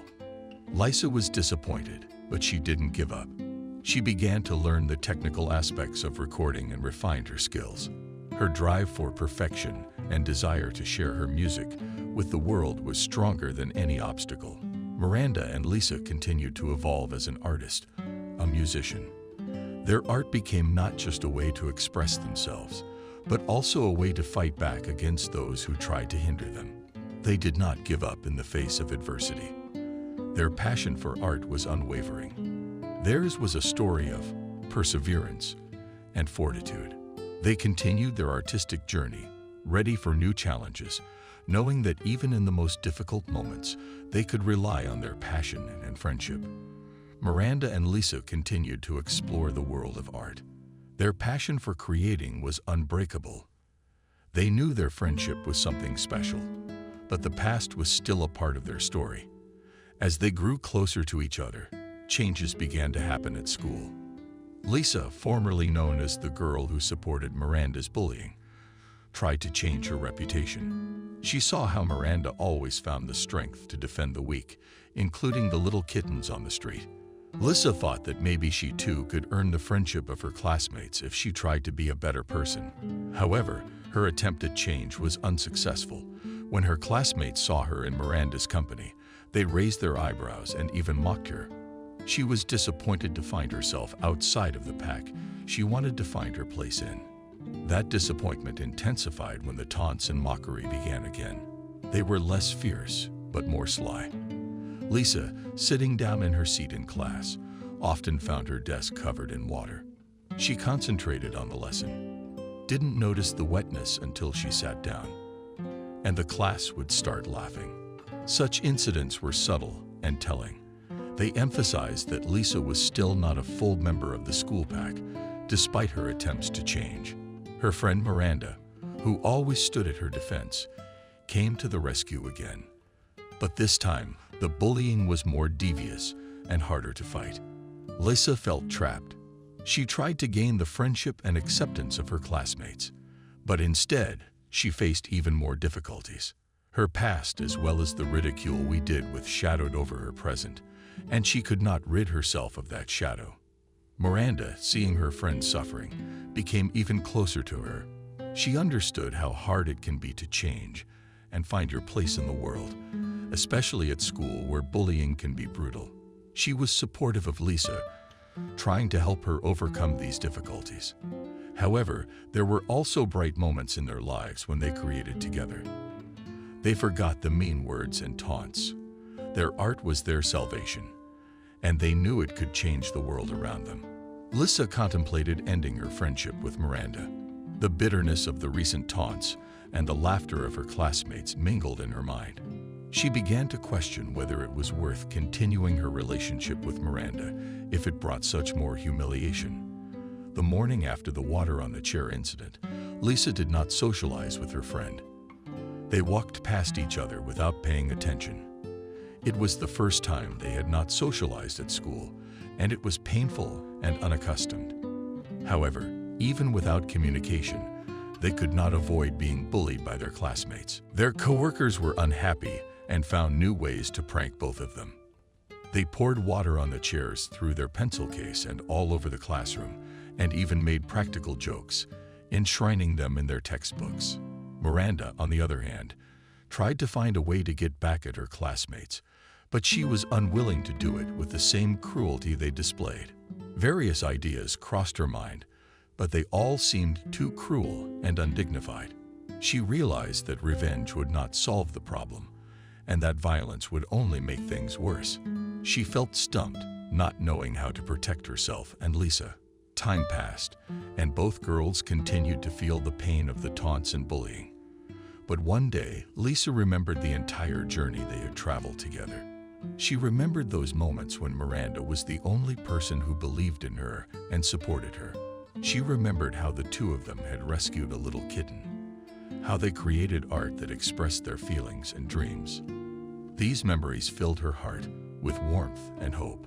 Lisa realized that her friendship with Miranda was something unique and valuable, despite all the hardships. And in that moment, she made a decision. She decided that she would not abandon her friend despite the ridicule and bullying. Lisa turned back to Miranda, smiled, and said, "Let's not let them ruin our friendship. We can get through this together like we always have." Miranda smiled back and agreed. They realized that friendship is not only about laughter and joy, but also about support in difficult moments. They were willing to walk through the storm together as best friends. The next day at school, everything went quietly and unnoticed. Classmates didn't bully, not Miranda, not Lisa. That was unusual. And all because there was a school-wide inspection that day. Teachers were especially vigilant and demanding about uniform behavior and classroom order. Usually bullying happened when the teachers weren't around. On this day, they were almost always there and present. This made the atmosphere in the classroom more tense, and classmates became more cautious. They squinted at Miranda and Lisa, and if anything, they threw papers at them at most. After the school day, Miranda and Lisa decided to take a walk in the park. They needed some rest and solitude. After a busy day at school, the park was their sanctuary, a place where they could relax and forget about all the worries of school. They walked silently along the paths of the park, listening to the sound of the leaves under their feet. The winds were beginning to bring the first signs of autumn, and the leaves were beginning to change their color to bright shades of red and yellow. The air was cool, but pleasant, As they walked, they stopped periodically at the pond, watching the water birds and listening to their singing. It was a moment of peace and tranquility in their lives where they could just enjoy the moment. But despite the pleasant day, the clouds in their friendship still hadn't completely disappeared. Miranda sometimes wondered how she could get back at her classmates for all the bullying, but she knew she didn't want to grovel to their level of cruelty. Lisa, on the other hand, felt that her friendship with Miranda had become an excessive burden for her. She questioned whether she should continue the relationship if it was causing so much pain. But at the same time, she couldn't forget all the times Miranda had been a true support to her. Night began to descend on the park, and the girls decided to head home. They walked in silence, each immersed in their own thoughts and feelings. Friendship was like a thin wire that sometimes required a gentle cord of paternity. They knew that the next day at school might bring new challenges and trials, but they also knew that they were ready to walk through the storm together as best friends, regardless of any difficulties that might come their way. Miranda woke up exactly on her alarm clock. As always, she immediately plunged into her morning routine, washed her face, ate, dressed, and got ready for a new day at school. But her morning was filled with anxiety. She couldn't help but think about Lisa and what awaited them at school today. As she walked down the road to school, her thoughts swirled around her friend and her classmates. Each new day was a challenge for them, and Miranda knew that she would have to face these challenges head-on. Lisa was already waiting for Miranda at the entrance of the school. They greeted each other with a smile to each other, but inside both girls, anxiety was simmering. Already at the entrance of the school, they heard giggles and taunts towards them, but they decided to ignore it and silently headed to their classroom. In the classroom, the familiar sight of water on Miranda's desk awaited them, but they didn't even pay attention to it. They were used to these childish pranks. They just wiped the water off and sat down. The teacher hadn't come in yet, but in the meantime, Miranda and Lisa were trying to concentrate on the lesson, though Miranda had other thoughts. She was thinking about her brother, who was due to arrive at the end of spring. His visit was her best hope for a bright future and encouragement, but her musings were interrupted when she was called to the blackboard. She didn't expect it and found herself unprepared to answer. She had to stand in front of the whole class, feeling the stares of her classmates, and she couldn't answer the teacher's question correctly. The result was a disappointing D. The situation did not improve during recess. Classmates found new ideas for bullying, throwing their pencils in the trash or even coloring their notebooks. The day dragged on slowly. The girls tried to ignore the taunts and bullying. Their friendship was their pillar, and they didn't want anything to destroy it. When night fell, Miranda and Lisa were home again, tired and from a busy day at school. They knew that tomorrow would bring a new challenge, and they were ready to face it together. As always, supporting each other. Friendship was their weapon in this struggle, and they hoped it would help them get through the storm and find a brighter future together. As winter approached, Miranda and Lisa were already beginning to savor the first snow and the joyous winter games. They dreamed of snowball fights, making snowmen, and winter walks. It was a time of year they adored. However, Odnoklassniki did not stop bullying the girls. Miranda began to wonder what the reason for this bullying was. She spent countless hours wondering what she was doing wrong. She could not understand why her appearance was the cause of ridicule and violence from her peers. These reflections were painful for her. Lisa, on the other hand, knew that the bullying stemmed from their friendship. She was ugly and classy. Her friendship with Miranda drew the attention of her classmates to her. Lisa saw them making fun of Miranda, and it hurt her to see her friend being bullied. But she also realized that her friendship with Miranda was the most precious thing to her, and she was not going to change her principles because of the ridicule. One thing led to another. Winter was coming closer and closer. The girls dreamed of the first snow and the joyful moments it would bring. They planned games of snowballs, making snowmen, and even skiing trips.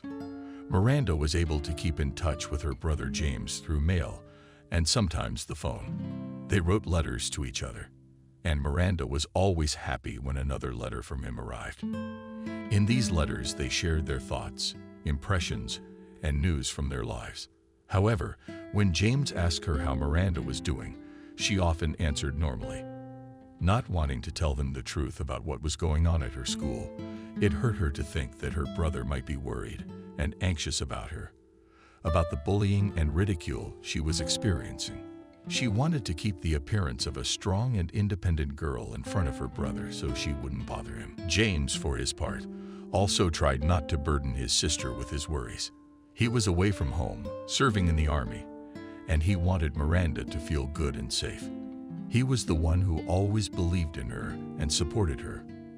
His letters were true celebrations for Miranda, moments of bright hope in her hard daily life. So Miranda and James kept in touch through letters and short phone conversations, but each of them tried not to bother the other with their problems and worries. It was their way of keeping in touch and maintaining hope for a brighter future despite all the difficulties they faced. With the onset of winter, snowdrifts became commonplace. But for Miranda and Lisa, it also meant more ridicule and humiliation from their classmates. As soon as the first snow fell, they began to use it as a tool for bullying. They came up with new ways to bully. Some of them would push some of the girls into snowdrifts, making them fall.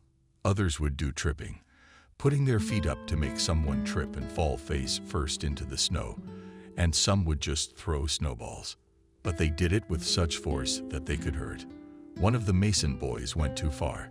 He and two of his friends got into a collision when she was walking home alone. They dropped her in a snowdrift and gave her a terrible bullying, water bluff. She was all wet with tears. It was one of the worst moments of her life when Miranda finally made it home. Her parents noticed something was wrong with her clothes and hair. They met her with questions about what was wrong. Miranda, struggling to hold back tears and trying not to tell them about the bullying, said she fell hard in a snowdrift. Her parents were concerned, but she didn't want to worry them with her problems. Such incidents began to recur with appalling regularity. For Miranda and Lisa, winter was a time of fear and humiliation, and they tried to hide what was happening at school from their parents and teachers. But pain was building up in their hearts. They found it harder and harder to hide their suffering. Despite the hard days at school in the winter, Miranda had some bright moments in her life. She loved playing snowballs with her parents, and that was a real comfort to her. They would spend hours outdoors, dreaming snow into each other and laughing. But playing with Lisa was becoming a rarity. Lisa, trying to avoid being humiliated by her classmates, tried to stay away from Miranda. She didn't want their friendship to become the cause of more ridicule. Sometimes, however, they still managed to meet and have fun.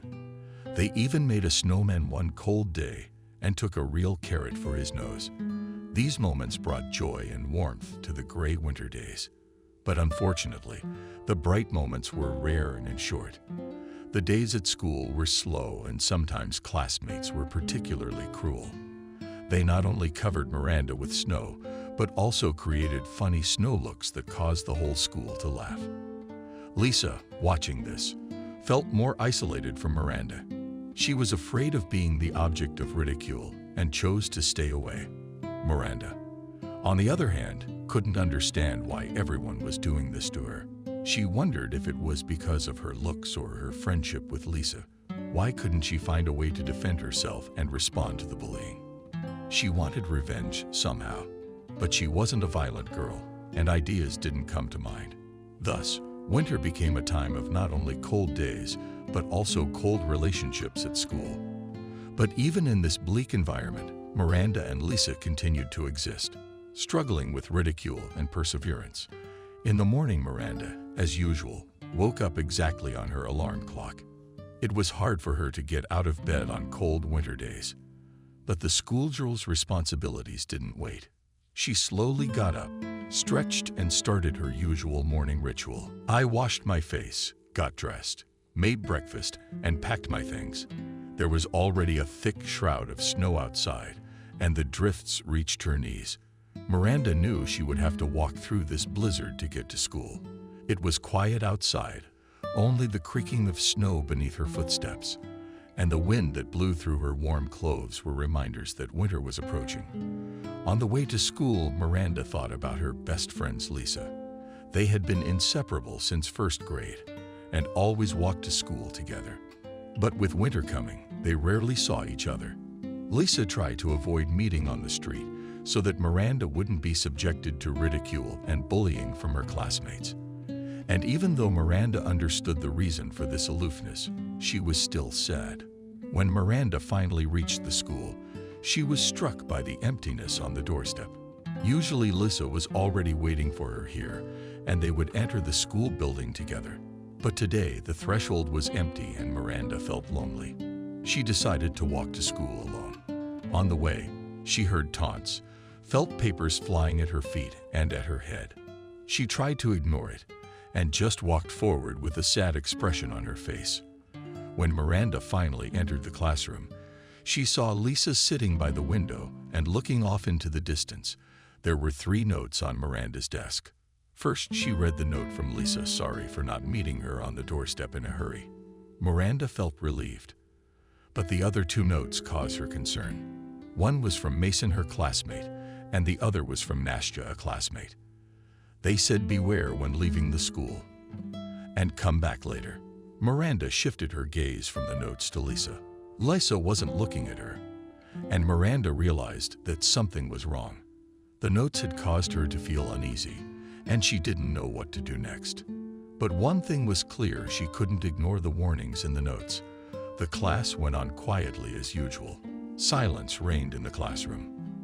The teacher was writing slowly on the blackboard. Miranda sat on the front row and concentrated, gazing into the textbook. She loved the subject, and she was trying to study hard. Her eyes were determined, and she was ready to answer the teacher's questions. Next to Miranda on the same front row sat Lisa. She too was looking ahead, but her gaze was blank, as if she was not seeing the class, but something far away and unattainable. There was no expression on her face. It was as if she was absent from this place and time. The teacher continued his story, but Miranda was already prepared for the answer. She knew the material and was waiting to be asked a question. The correct answers were rolling around in her head, and she was confident in her knowledge. Lisa, sitting next to her, did not participate in the lesson. Her thoughts were somewhere far away in the extracurricular room. She didn't listen to what the teacher was saying or see the formulas written on the blackboard. There was no place in her world for learning and knowledge. The lesson continued, but to Lisa it was just endless mumbling, carrying everything past her. She didn't want to learn, didn't want to think about learning. Her mind was occupied with something else, something important and mysterious. At the end of class, the teacher announced that there would be no homework for the next day. Miranda and Lisa gathered their things and, without a word, headed for the exit of the classroom to a whole class that was waiting for something interesting to happen. It looked strange. They walked past classmates who were whispering and laughing, but Miranda and Lisa paid no attention to them. Outside, a blizzard was waiting for them. The snow fell softly and covered the ground with a white and fluffy layer. The air was cool, fresh. Snowflakes flew in their faces, and Miranda and Lisa felt them melting on their skin. The snowstorm gave the street a special atmosphere. It was as if magic was happening right now. Lisa and Miranda walked slowly through the snowdrifts without hurrying, looking at every snowflake flying in their direction. They walked side by side, but each was deep in thought. Miranda thought about her family and her brother James. He was far away. He was in the army, and she hadn't seen him in years, but they kept in touch through letters and phone conversations. James had always been a great friend and mentor to her. He helped her with her studies and advice, and Miranda missed him very much. Lisa, looking ahead through the blizzard, pondered why she felt so alienated from the others. She didn't want to be part of this world where ridicule and bullying ruled. She longed for something more, something that was real and genuine. Miranda returned home after another hard day at school. She crossed the threshold of her house, feeling lethargic and tired in every movement. It was already starting to get dark outside, and her parents' house looked cozy and warm on this winter evening.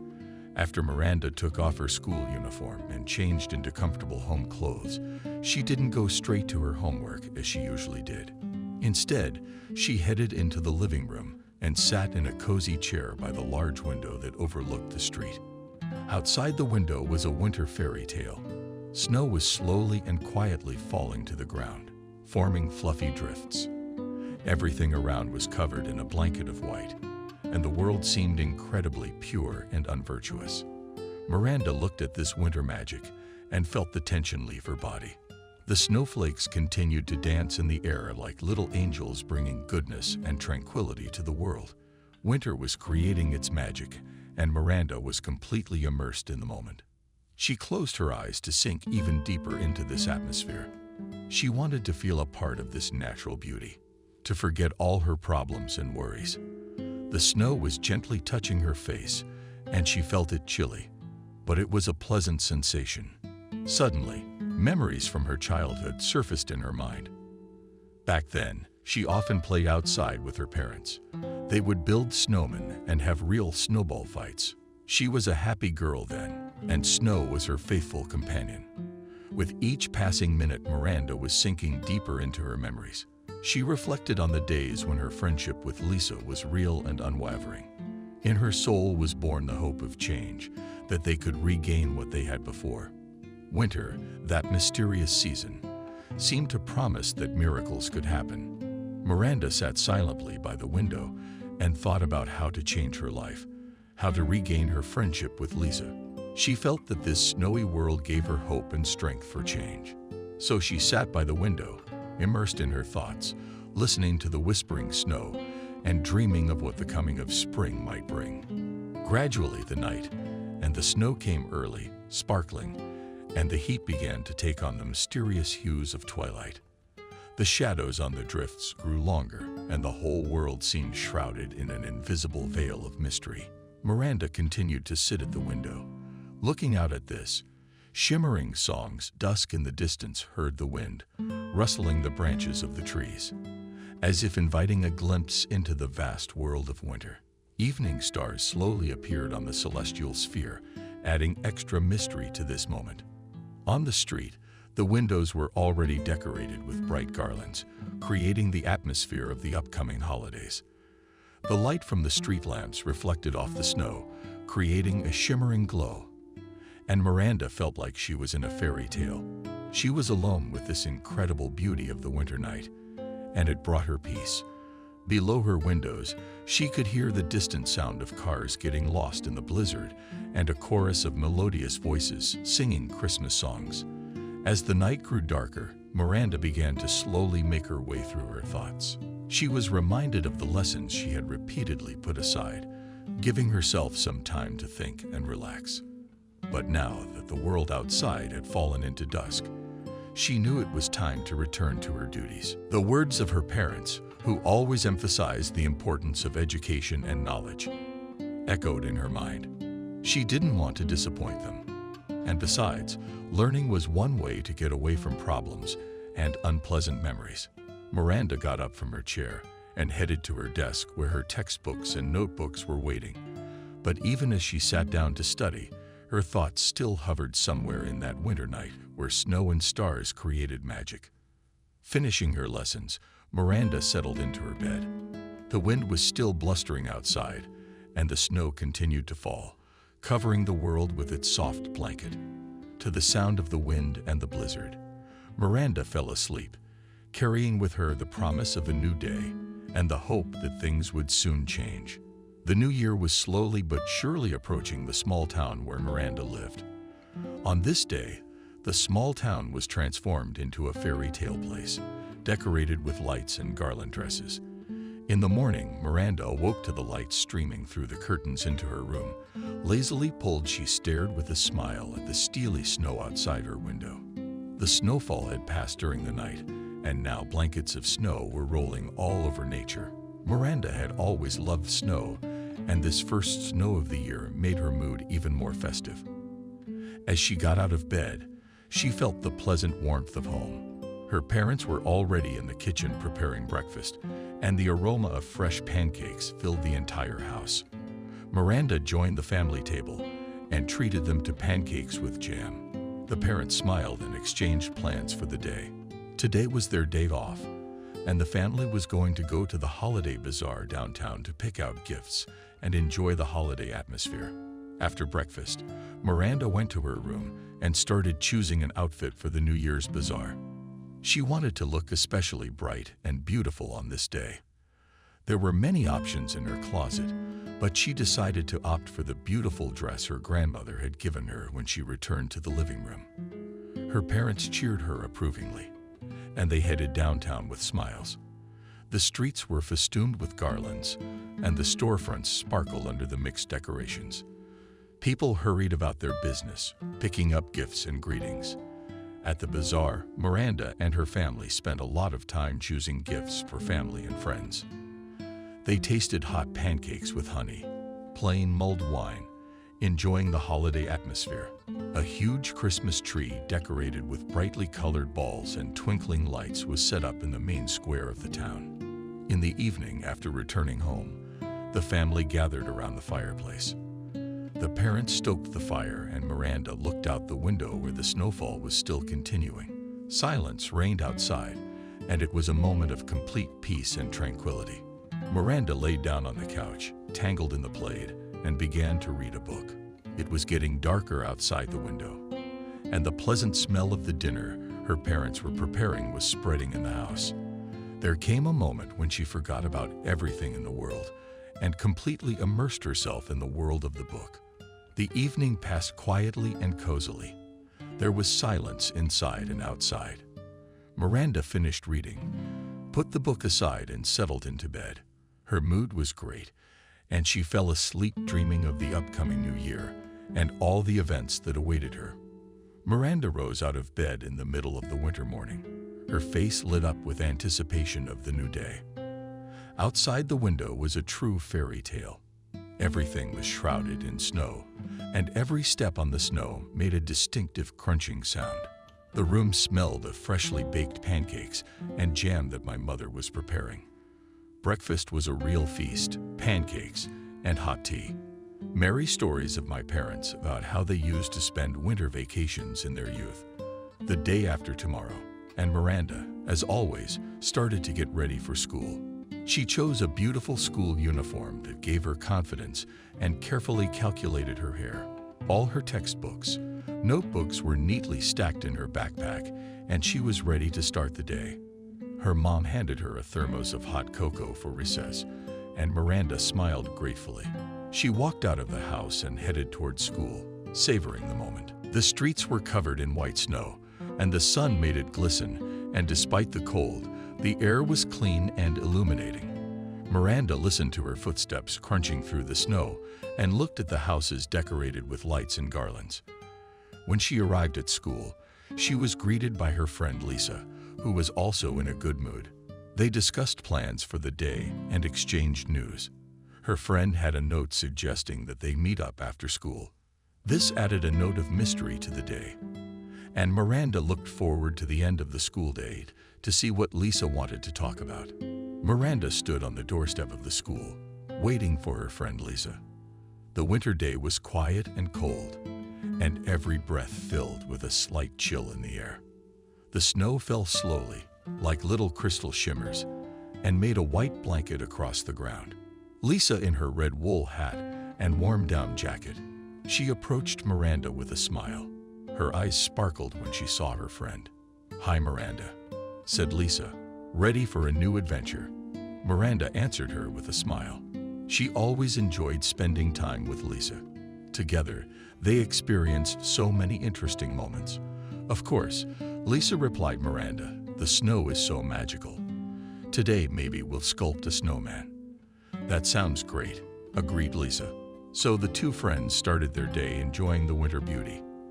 They took a walk through the park, leaving their footprints in the snow. In the distance, they noticed children playing snowballs, and with a smile, they decided to join in.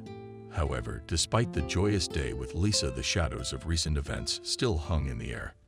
The recent bullying and taunts from classmates. It wasn't easy to forget. Miranda and Lisa tried not to think about it, but the heavy burden still pressed on their friendship. After the outing, Miranda and Lisa returned home, and each spent the rest of the day thinking about past and future events. But in the evening, when they met again, the light of hope burned in the eyes of both girls. No unfavorable circumstance could destroy their friendship. Miranda began, "Lisa, I want to talk to you about something important.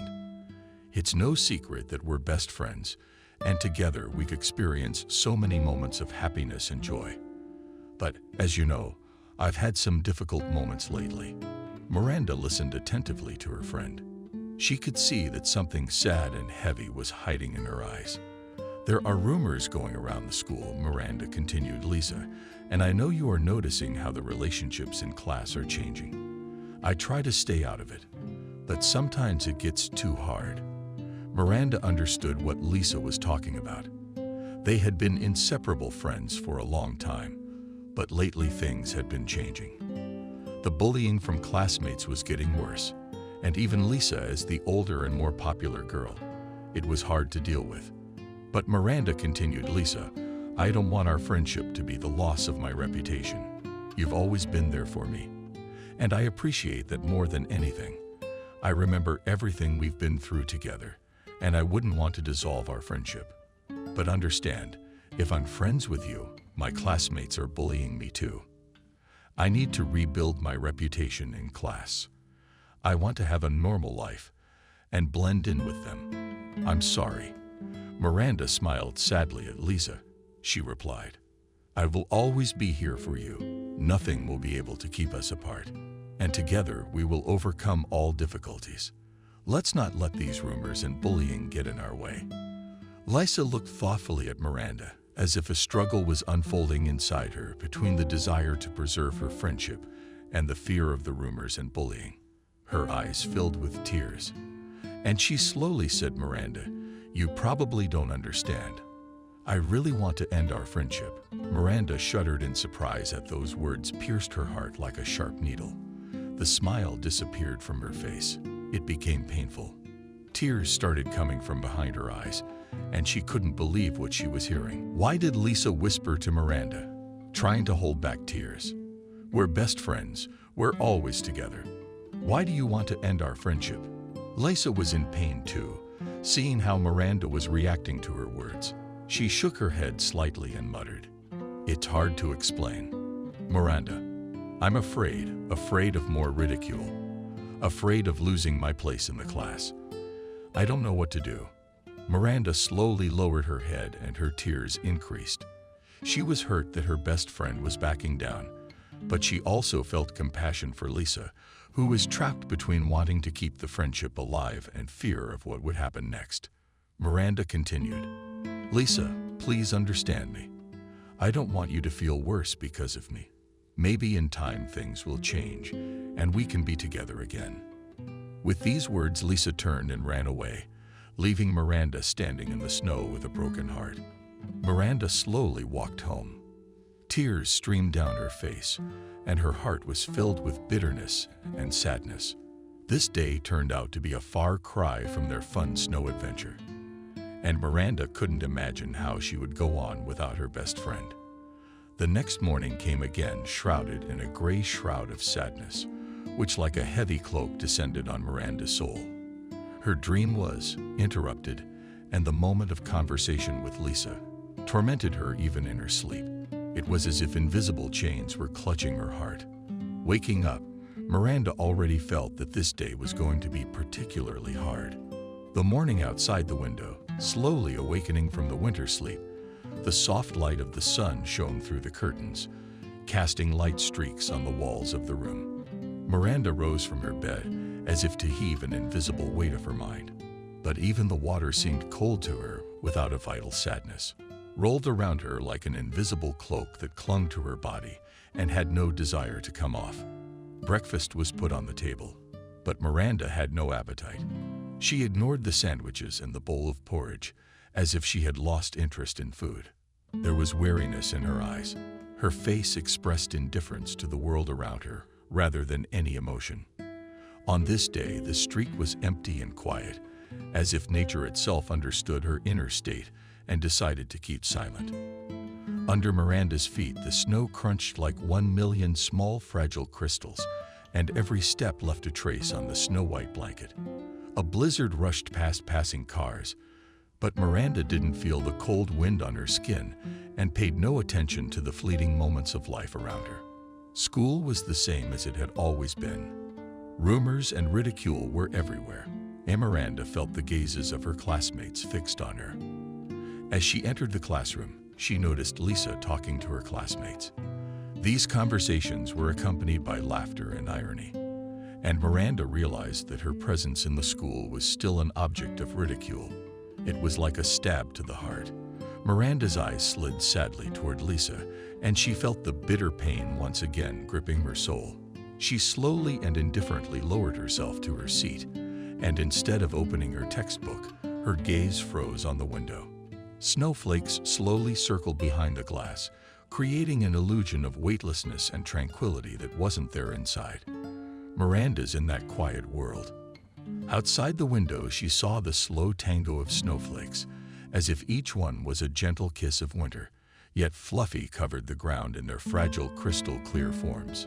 She saw a reflection of her own thoughts and experiences. The light blue light of the snowy day filtered into the classroom through the window, and the sun's rays seemed to stroke the surface of the lens table, leaving a warm trail. But that warmth did not reach her soul, which was shrouded in cold, disappointment, and grief. Outside the window, the play of snow and wind continued. Gentle flakes slowly descended towards the ground like fluffy cakes and flew down into the arms of winter. Winter was already covered with a layer of snow, as if she was lying in wait for new adventures. Forgetting her past worries, the wind whispered its stories quietly among the bare trees, and Miranda could only guess what it was telling. The world outside the window was slow and calm, as if it knew not the troubles and unrest that filled her heart. It was an oasis of peace in a world full of bustle and deceptively brightness. Miranda continued to stare out the window as if she were looking for answers to her own questions in this winter beauty. The bell rang, and that day the classroom was filled with a heavy atmosphere that seemed to muffle the sounds of the teacher's words. Miranda, the entire class just sat, shrouded in sadness, and longing. Her attention was far away in a world of her own reflection. Each moment seemed like an eternity, and she left her gaze to the laptop, on the screen of which meaningless numbers and letters fell. Her soul felt heavy and empty, as if a huge hole had been dug inside her, and she had fallen into it. Sounds from the textbook, the words of the teacher, the fumbling of pens, and the occasional laughter of classmates floated past her as if in another dimension. Her lessons lay indifferently on her desk, and she didn't react to the chaos around her. Those around her, especially those who had arranged the water and glue incident, were becoming invisible. Her steel walls of emotional defense seemed not just secure, but impenetrable. She didn't allow her emotions to come out, even if it was pain. But despite the outer peace, there were questions burning inside Miranda, and big ones. Why had Lisa decided to end their friendship? What had she done wrong? What could be done to make things go back? These questions spun around in her head like a wheel of fortune, but with no obvious answers. Each lesson was like a stone being added to the pile of her mental burden, but she couldn't let go of her thoughts of Lisa, couldn't stop thinking about the times they had been inseparable friends. On the way home on this frosty day, Miranda was literally being bombarded with snowballs. At first, she tried to dodge this mocking attack. But as time went by, her movements became more timid, and slowly the snowballs flew towards her from all directions, as if fired from the imaginary cannons of everyone around her. White light snowflakes lay on her clothes and hair. The rustling and squeaking snow under her feet greeted her every step, making it seem as if nature itself was participating in this attack. But Miranda continued walking silently and without any reaction to the taunts. The winter morning turned into a winter day, and the surroundings became quiet, as if nature too was holding its breath, watching this lone figure. Miranda slowly made her way forward, looking down as if each trail in front of her was assigned to somewhere far away. The snow seemed endless, and Miranda simply walked nowhere on an empty road with not a soul in sight. The snowfall incessantly invited sounds, and Miranda could only hear her own inner monologue, which seemed to be stuck on thinking about Lisa's words. Images of the scene flashed like faces in the air, but she couldn't gather her thoughts. The snow was still flying in her direction, but she was no longer reacting to it. She walked through that white shroud as if trying to pass through time and leave behind all the painful memories and doubts. When Miranda returned home, she felt the evening light streaming into her room, flooding its dark walls with a soft golden hue. This light filled her heart with warmth and joy, for it reminded her of her upcoming meeting with the closest person in the world, her brother James, with emotion and anticipation. Miranda picked up her smartphone and began typing messages for him. Her fingers glided lightly across the keys as if playing a snowy melody, filling each letter with her feelings. "Hi, James. How are you doing? I miss you." That's what her words sounded like, full of tenderness and anticipation. She pressed send and looked at the screen, eagerly waiting for a reply. Seconds seemed like an eternity as she waited. The first hour passed agonizingly, slowly, as if time had slowed its course to increase her anxiety. The next hour seemed even longer, and Miranda began to worry. Suddenly, her phone made a notification sound, and her heart took a leap. Frantically, she opened the message and her eyes drifted to the words written on the screen. "It's okay. Sis, how are you?" That was the reply from James. Miranda wondered. As usual, she decided to lie to her brother by texting normally. But it wasn't like that at all. She just didn't want to alarm him. Miranda gazed out into the vast, snow-covered landscape as she walked to school. There was an incredible calmness all around on this morning winter day, and it was as if all outside sounds were hushed, absorbed by the soft cover of snow. The trees from the mountains were beaming under the weight of their winter attire, and the roofs of the houses, as if adorned with diamonds, shone in the sunlight. Penetrating through the clouds, the snow fell slowly from the heavens, as if shimmering with emeralds, crystals, and Miranda couldn't help but marvel at this natural beauty. Winter was a magical season, and she knew that soon this magical landscape would disappear, giving way to the spring atmosphere. She began to daydream as if she herself would be a part of this fabulous winter scene. In her imagination, she blended with nature, as if becoming an integral part of it. It was at this moment, as she was deep in her reverie, that her silence was interrupted by a voice that was not friendly. It came back, and her heart was behind her again. Standing there was Mason, the main bully of the school, the person who hurt Miranda the most. He chuckled seeing her looking dreamily at the winter nature, and suddenly, like a lightning strike, Mason pushed her forcefully. Miranda lost her balance and fell to the snow. She felt the cold and wet through her thin layer of clothing, but her pain wasn't just physical. Much more, her heart was torn by the injustice and cruelty of this attack. With difficulty rising to her feet, Miranda tried to object, but her words were interrupted by the laughter of Mason and his friends. They took her backpack from her and, laughing, picked her up by her arms and legs. Miranda looked at them helplessly. Her heart pounded harder with fear. Suddenly, she was in the air and slowly realized that she was being thrown into a drift left by the snow after another snowstorm. The fall wasn't so hard. Miranda landed softly. But at that moment, as she lay in the snowdrift, there was no way she could have realized what was happening. Mason and his friends opened her briefcase and dumped all the contents onto the cold, snow-covered ground. Textbooks, pencils, and notebooks scattered all over the playground, like stars in the sky. Miranda looked at this chaos and powerlessly covered her face with her hands. Her soul was torn into many tiny fragments. Her dreams and hopes seemed to be blown away by the wind. At this moment, she did not care about the beauty of winter and fairy tales. She felt only the bitterness of betrayal and cruelty. Miranda remained sitting in the snowdrift, immersed in her own thoughts and emotions, as if in some gloomy void. The snow continued to fall in slow swirls, enveloping her world, its cold tenderness lifting a heavy sigh from her chest. but like frost. It froze in the air. A storm of varied feelings raged inside Miranda.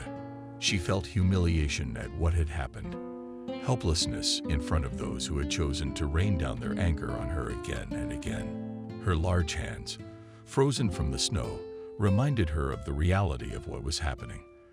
But the most important thing she felt, it was loneliness. Miranda, overcoming the heaviness within herself, gathered up the notebooks and textbooks of the snow-covered ground. Her fingers were wet with the risky cold, but she felt no discomfort. She was used to the cold by now, as well as the bitter taunts of her classmates.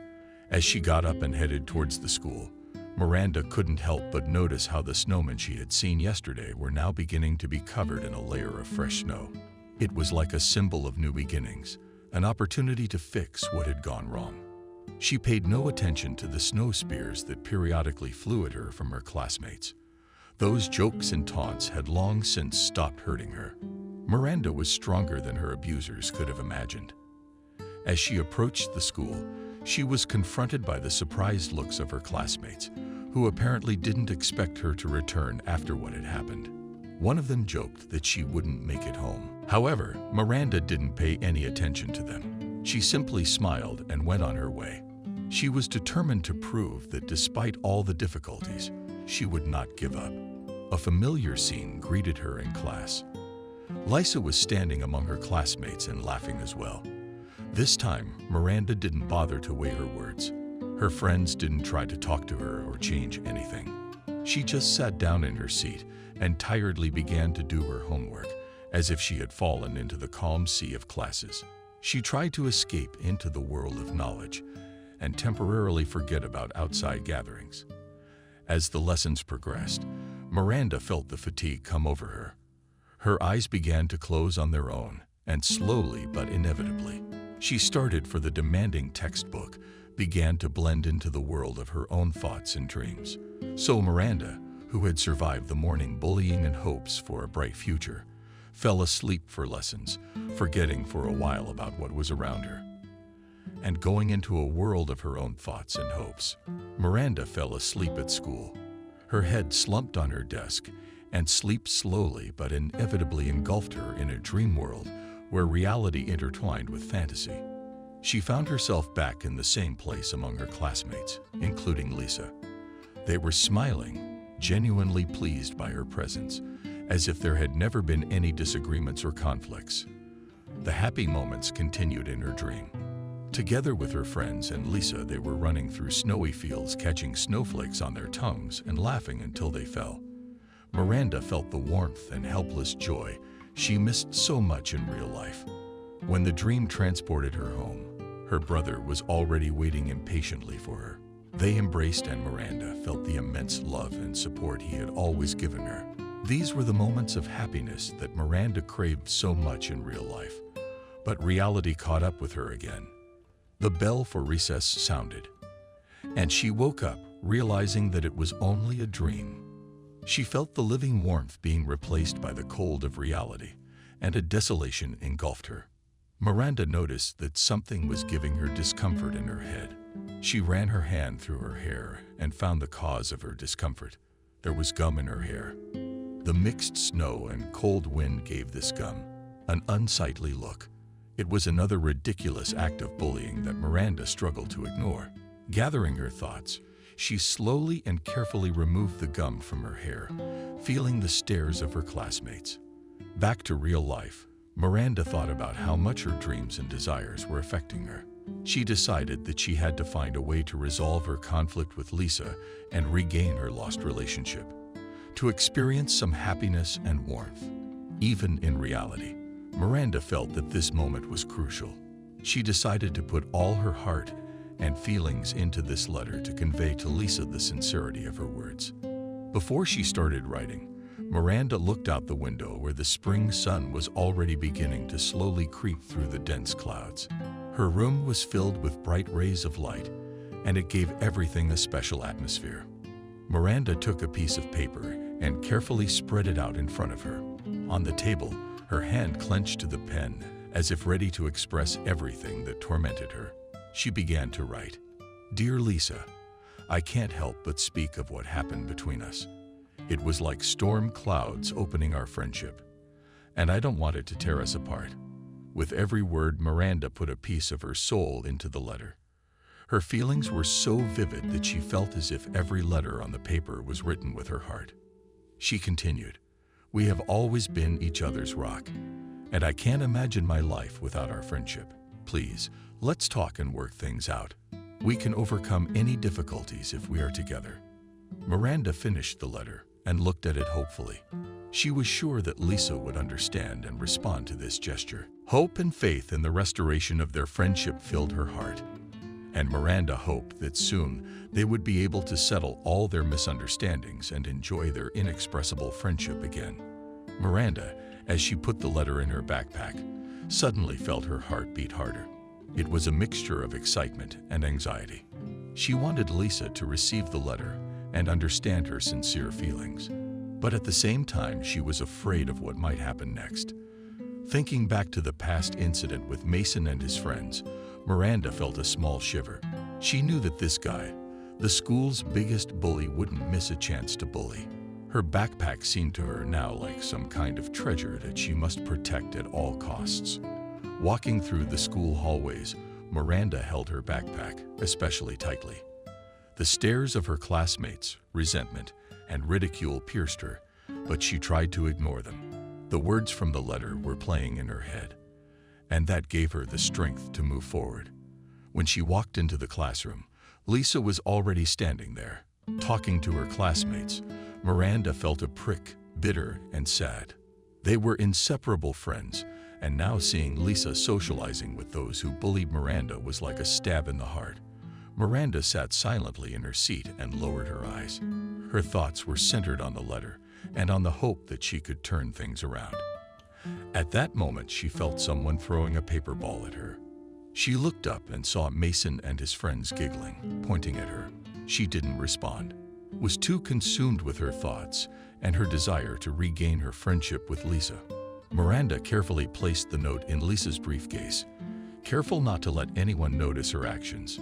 She was careful not to give anything away so that no one would guess her intentions. It was like an operation to save their friendship, or she knew she had to proceed with caution. Then the next class started, and Miranda listened attentively to the teacher, trying to suppress her anxiety and impatience. Time stretched slowly, as if studying had become something unimportant to her, because all her attention was focused on the note in Lisa's briefcase. When finally the bell for recess rang, Miranda almost rushed to the briefcase to see if the note was still there. Seeing that Lisa's briefcase was not open, she breathed a sigh of relief. All that was left was to wait until Lisa got home and discovered the note. There was a mixture of hope and anxiety on Miranda's mind. Fighting for supremacy, she hoped that Lisa would read the note and that it would help them regain their old friendship. At the same time, she was worried about her friends' possible reactions. What if Lisa rejected the peace offering? Miranda knew that the only thing left to do was wait. There were more classes ahead, and the day promised to be long. But she was willing to wait out any hardship if it would help them regain their friendship. The note was like a beacon in a dark ocean of uncertainty, and she trusted that it would work and bring them to the shore of peaceful harmony. Miranda walked home. Every step was filled with anticipation and impatience. It was as if time was too short to wait for Lisa's answer. The snow beneath her feet crunched, and a chill permeated the air. But Miranda wasn't even aware of her surroundings. Her mind was filled with only one thought, a response to the note she had just handed to her friend. The note was neatly folded inside the envelope, and on it Miranda drew a sun as a symbol of hope. She decided to waste no time and act quickly to possibly repair her friendship with Lisa. At home, Miranda looked forward to the next day. It seemed that every minute stretched like an hour and every hour like a day. Her inner world was completely subordinated to the anticipation, and she could not take her mind off how Lisa would respond. Studies, routine worries, and conversations with her parents passed Miranda by. She was consumed with only one question: how they would communicate with Lisa in the future, how to regain the lost trust and close friendship. Toward the end of the day, Miranda began to worry that Lisa might ignore her note, or worse, reject the reunion proposal. These thoughts filled her heart with anxiety, but she decided to give it a chance, even if it might bring pain. The time tonight stretched slowly and unbelievably long. Miranda went to bed with the hope of a bright tomorrow morning, the hope that Lisa's answer would bring them both joy and restore their connection. She fell asleep imagining scenarios of possible developments. Optimism and fear struggled inside her soul, but hope never left her heart. Miranda walked to school along the usual route, but her mind was completely out of the present moment. She thought deeply about what to write in response to the note she had given Lisa yesterday. The lines of the message in her backpack seemed to loom, warning of an impending decision. It seemed to her that so many things depended on that answer. Their friendship, her future at school, and even her own well-being. Thoughts and answer options literally competed in her head. The first option was so pessimistic that she couldn't even seriously consider it. It was the option of refusing to reconnect, like a wall behind which bitterness and resentment lurked. She imagined writing a short and stern message announcing her decision to keep her distance, but every time she thought of that option, her heart shrank with sadness and sorrow, having almost a photographic memory. Miranda remembered all the moments of their friendship that were filled with joy and laughter. Memories of sharing secrets and experiencing their first girl problems seemed to rush through her mind like lightning in a storm. The second option was more optimistic, but also scary. She could offer Lisa to rebuild their friendship as if nothing had happened. She wanted to believe that Lisa's note would evoke feelings as warm and joyful as those in herself. She dreamed of them being best friends again, as if nothing had ever separated them. However, she realized that going back to the past was impossible, and that even if Lisa agreed to restore their friendship, something would forever change in their relationship. The reality was much more complicated than she had realized. Miranda realized that Lisa's answer could be anything, and despite her hopes, she couldn't predict how things would turn out. She had to fight with herself not to go to extremes. On the one hand, to preserve her honor and dignity. On the other, to get back the friend she had known and loved for so long. Her dreams and fears accompanied her all the way to school. She walked, forgetting about the cold and snow, about the feelings of others, because her mind was fully occupied with waiting for a reply from her friend. It was a day full of expectation and uncertainty, and Miranda couldn't wait to find out what turn their friendship would take. Miranda was anxiously awaiting the moment when her friend Lisa would return to school. She knew that Lisa had to read her note and perhaps send a reply. Every second seemed interminably long, and her heart was beating so fast she thought it would snap. Finally, the long-awaited moment came. The classroom door creaked open, and Lisa appeared in it. Her gaze met Miranda's, and at the same moment Miranda's heart sank. They exchanged smiles, and Lisa moved closer to Miranda.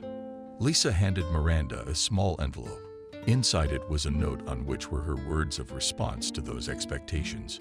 Miranda took the envelope and clutched it to her chest, as if it were the most precious treasure in the world. With trepidation and excitement, Miranda opened the envelope and began to read the letters on the paper as if chewing, revealing her expectations and hopes.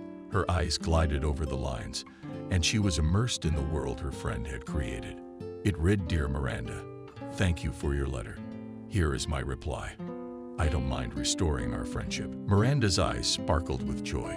She read on, "I had already had a fight with my classmates, and when I told you that it was time for us to stop communicating, I regretted it." Miranda's heart was racing.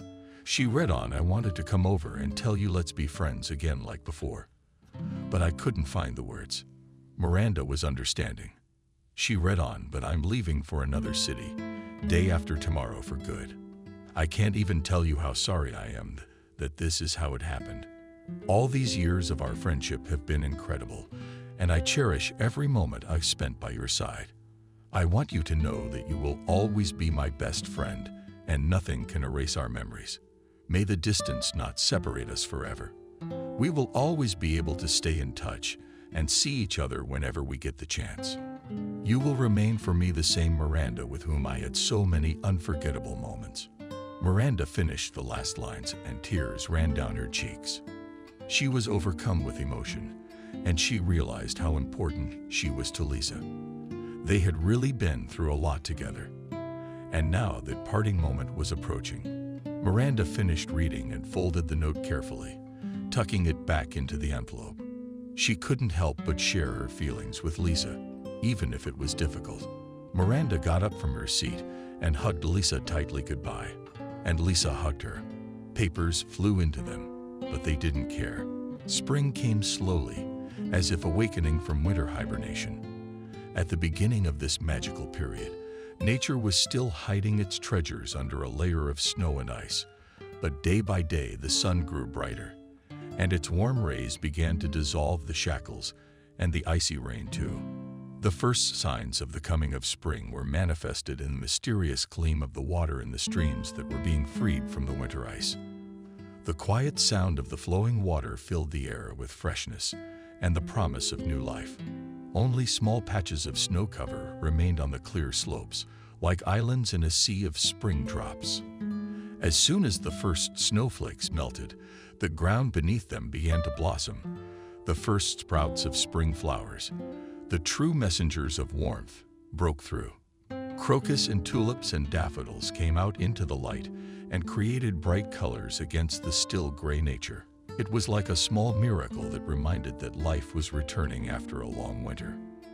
With the coming of spring, animal life was also deciding. Birds were returning from the south, humming their songs as a sign of welcome.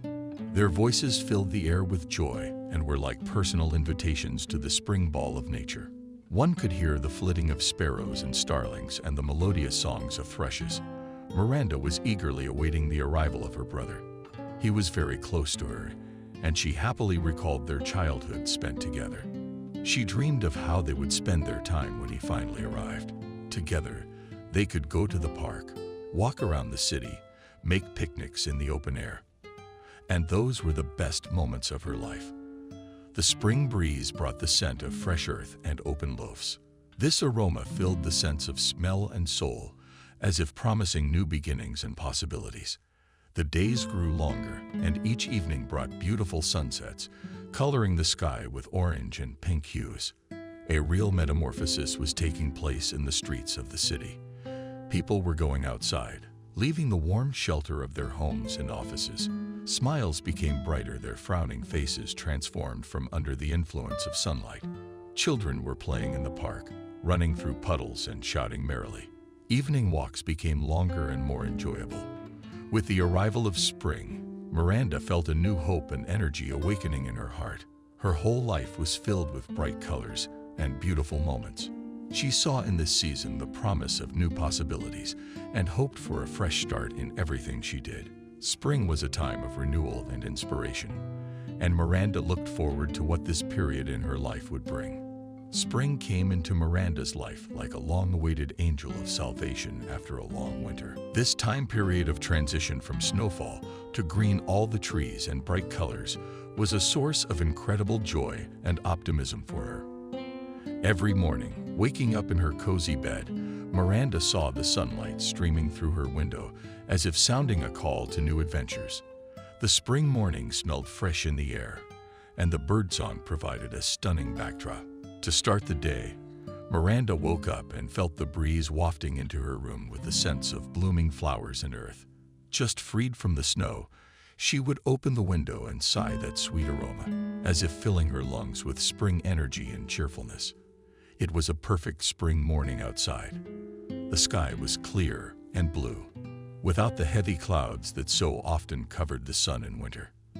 The first rays of morning light gently touched the trees, revealing their luscious leaves and creating a play of light and shadow on the ground. It was the nature of the budding of new life. And Miranda, looking at this miracle, could not help but smile. Her days passed under the sign of this joyous change. She walked in the park, enjoying the fragrance of flowers and the concert of birds. Every time she stopped and closed her eyes, it seemed to her that she was part of this marvelous nature that was waking up from its winter sleep. However, this idyllic scenery was disturbed by her encounters with Mason the school bully, who constantly spoiled Miranda's mood instead of the joy and inspiration that spring brought. He brought with him destruction and bitterness. Every meeting they had became a test for Miranda, and she had to find the strength to stand up to this sailor. So one evening, as the day was coming to an end, Mason and his friends decided to attack Miranda again. It was away from her house, where no one could see what was going on. They stole behind her like dark ghosts and suddenly attacked her like crows attacking their prey. Mason stood out among his friends, ferocity and cold-bloodedness. Abruptly, he pushed Miranda into a muddy earthen puddle. Her body, suddenly devoid of support, fell into the cold water and splashing mud of Abdullah. Her bitter smile played on his face as if he had achieved some kind of victory. Miranda lay in the puddle, feeling the mud penetrating her clothes, leaving marks of shame on them. There were tears in her eyes, not from physical pain, but from humiliation and powerlessness. Mason and his friends seemed intent on extinguishing the bright spring joy in her heart. But Miranda was not about to let this darkness crush her. For spring, all its mighty beauty was with her like a protector, a time of improvement and rebirth, overcoming even the darkest moments.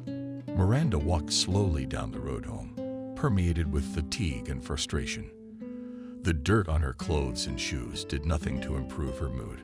Her hair was ear-swept and messy, and her face expressed mixed emotions from hurt and anger to bitterness and determination. Approaching the house, Miranda breathed a sigh of relief, knowing that she could now take refuge in her room and stay safe from Mason and his gang.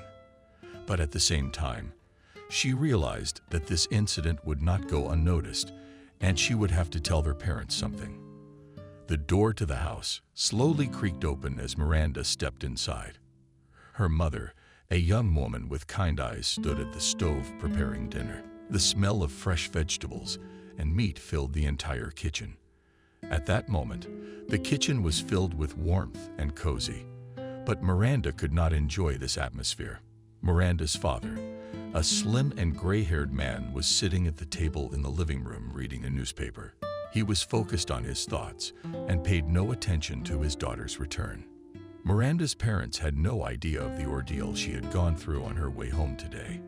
It seemed to them that their daughter had a normal day at school, and they were waiting to hear her talk about her classes. Miranda decided not to bother them with an idiotic story about how she had gotten broody and fallen in a puddle. Instead, she quietly walked past them and headed to her room. Her parents, hearing the sound of her from the opening door, exchanged quiet glances. In her room, Miranda took off her dirty clothes and put them in the washing machine. She wanted to get rid of this humiliation that Mason and his friends had inflicted on her.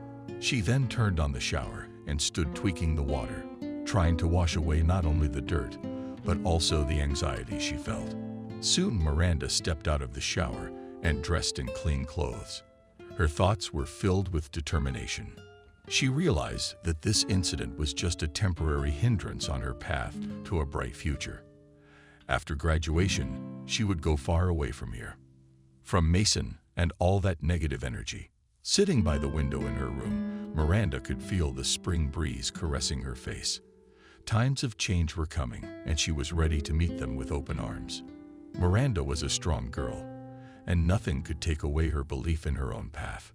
Thankfully and successfully, the day Miranda's brother James finally arrived was a very special day for her. Ever since the morning, Miranda had been excited. She knew it would be a meeting of joy and warmth. After all, long-awaited reunions with family members always bring joy and comfort. Miranda had even prepared a few gifts for James. She chose them with great care, trying to please her brother and make this day unforgettable. There were small packages on the table, neatly decorated with brightly colored ribbon. Miranda hoped her brother would appreciate her effort and attention. When James finally arrived, he was greeted with joyful hugs and warm words. Mom and Dad, happy to have their son back, invited him into the house. James was smiling and joking. He, too, missed home and family. Saturday was special. It was the kind of day to relax and enjoy time with family. Miranda invited her brother to come into her room. She wanted to share something very important and personal with him. In a room filled with warm sunlight, Miranda felt safe again. She sat James on the bed and started telling him stories about Mason, Lisa's school, and classmates. It took about an hour. Miranda shared all of her experiences, describing every detail of what was happening. James listened with great amazement. His sister seemed so small and fragile, but now he recognized that she was coping with many difficulties, and despite everything, remained strong. In his eyes, Miranda had become even more important and close to him. Anger and resentment for what was happening to her slowly built up inside James. When the story ended, there was silence in the room. James was silent for a long time, digesting all the information he had just heard.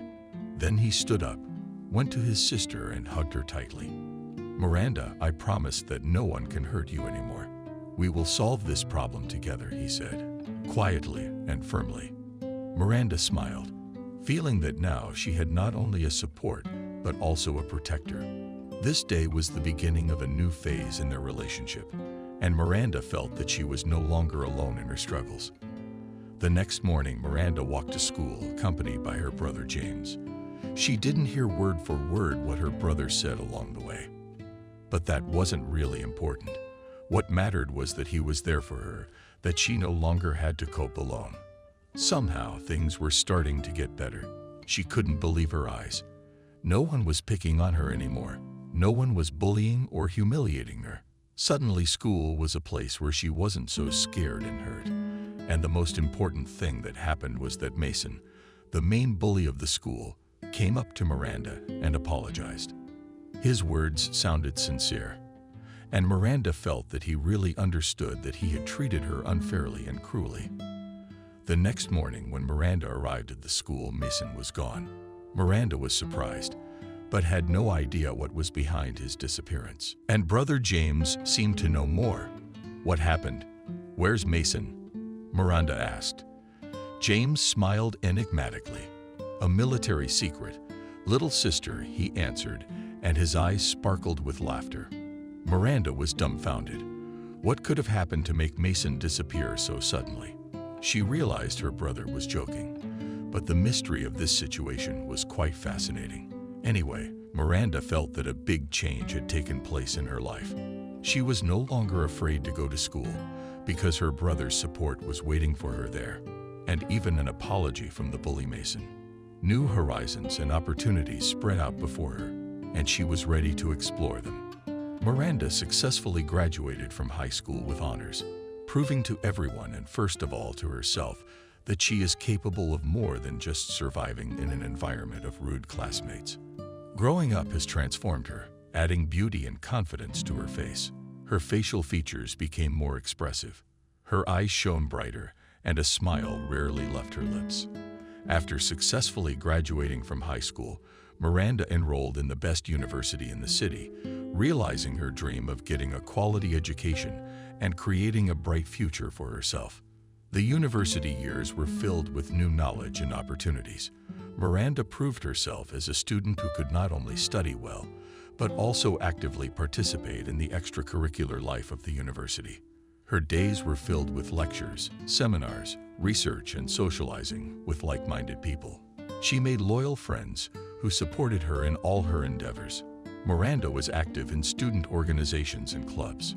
She strived to explore all aspects of her personality. Miranda also sometimes found solace and distraction in art. Drawing and music allowed her to express her emotions and thoughts in a creative way. It was her personal way of dealing with the tensions and stresses of university life.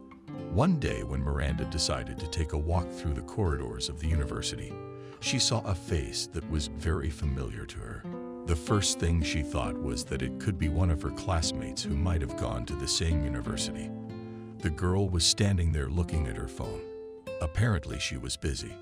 Miranda thought it was her old friend Lisa. Doubts crept into her mind. It really could have been Lisa. It had been so long since they had seen each other that Miranda had even forgotten what her friend looked like. She decided not to wait and approached the girl, asking hello. And we haven't met. The girl looked at Miranda with some bewilderment. She replied, I don't think so. Miranda then asked her what her name was. And the girl answered, my name is Lisa. Miranda squinted slightly, trying to recognize her in that face. It was the same Lisa they had studied together for years. She shook her head. I can't believe my eyes. Miranda's small tears flowed and all the memories flashed before her. The snowman, the struggles with classmates, the notes, the journey together. And my name is Miranda, answered Miranda, through tears. Have you changed so much? Lisa whispered with sadness and joy in her voice.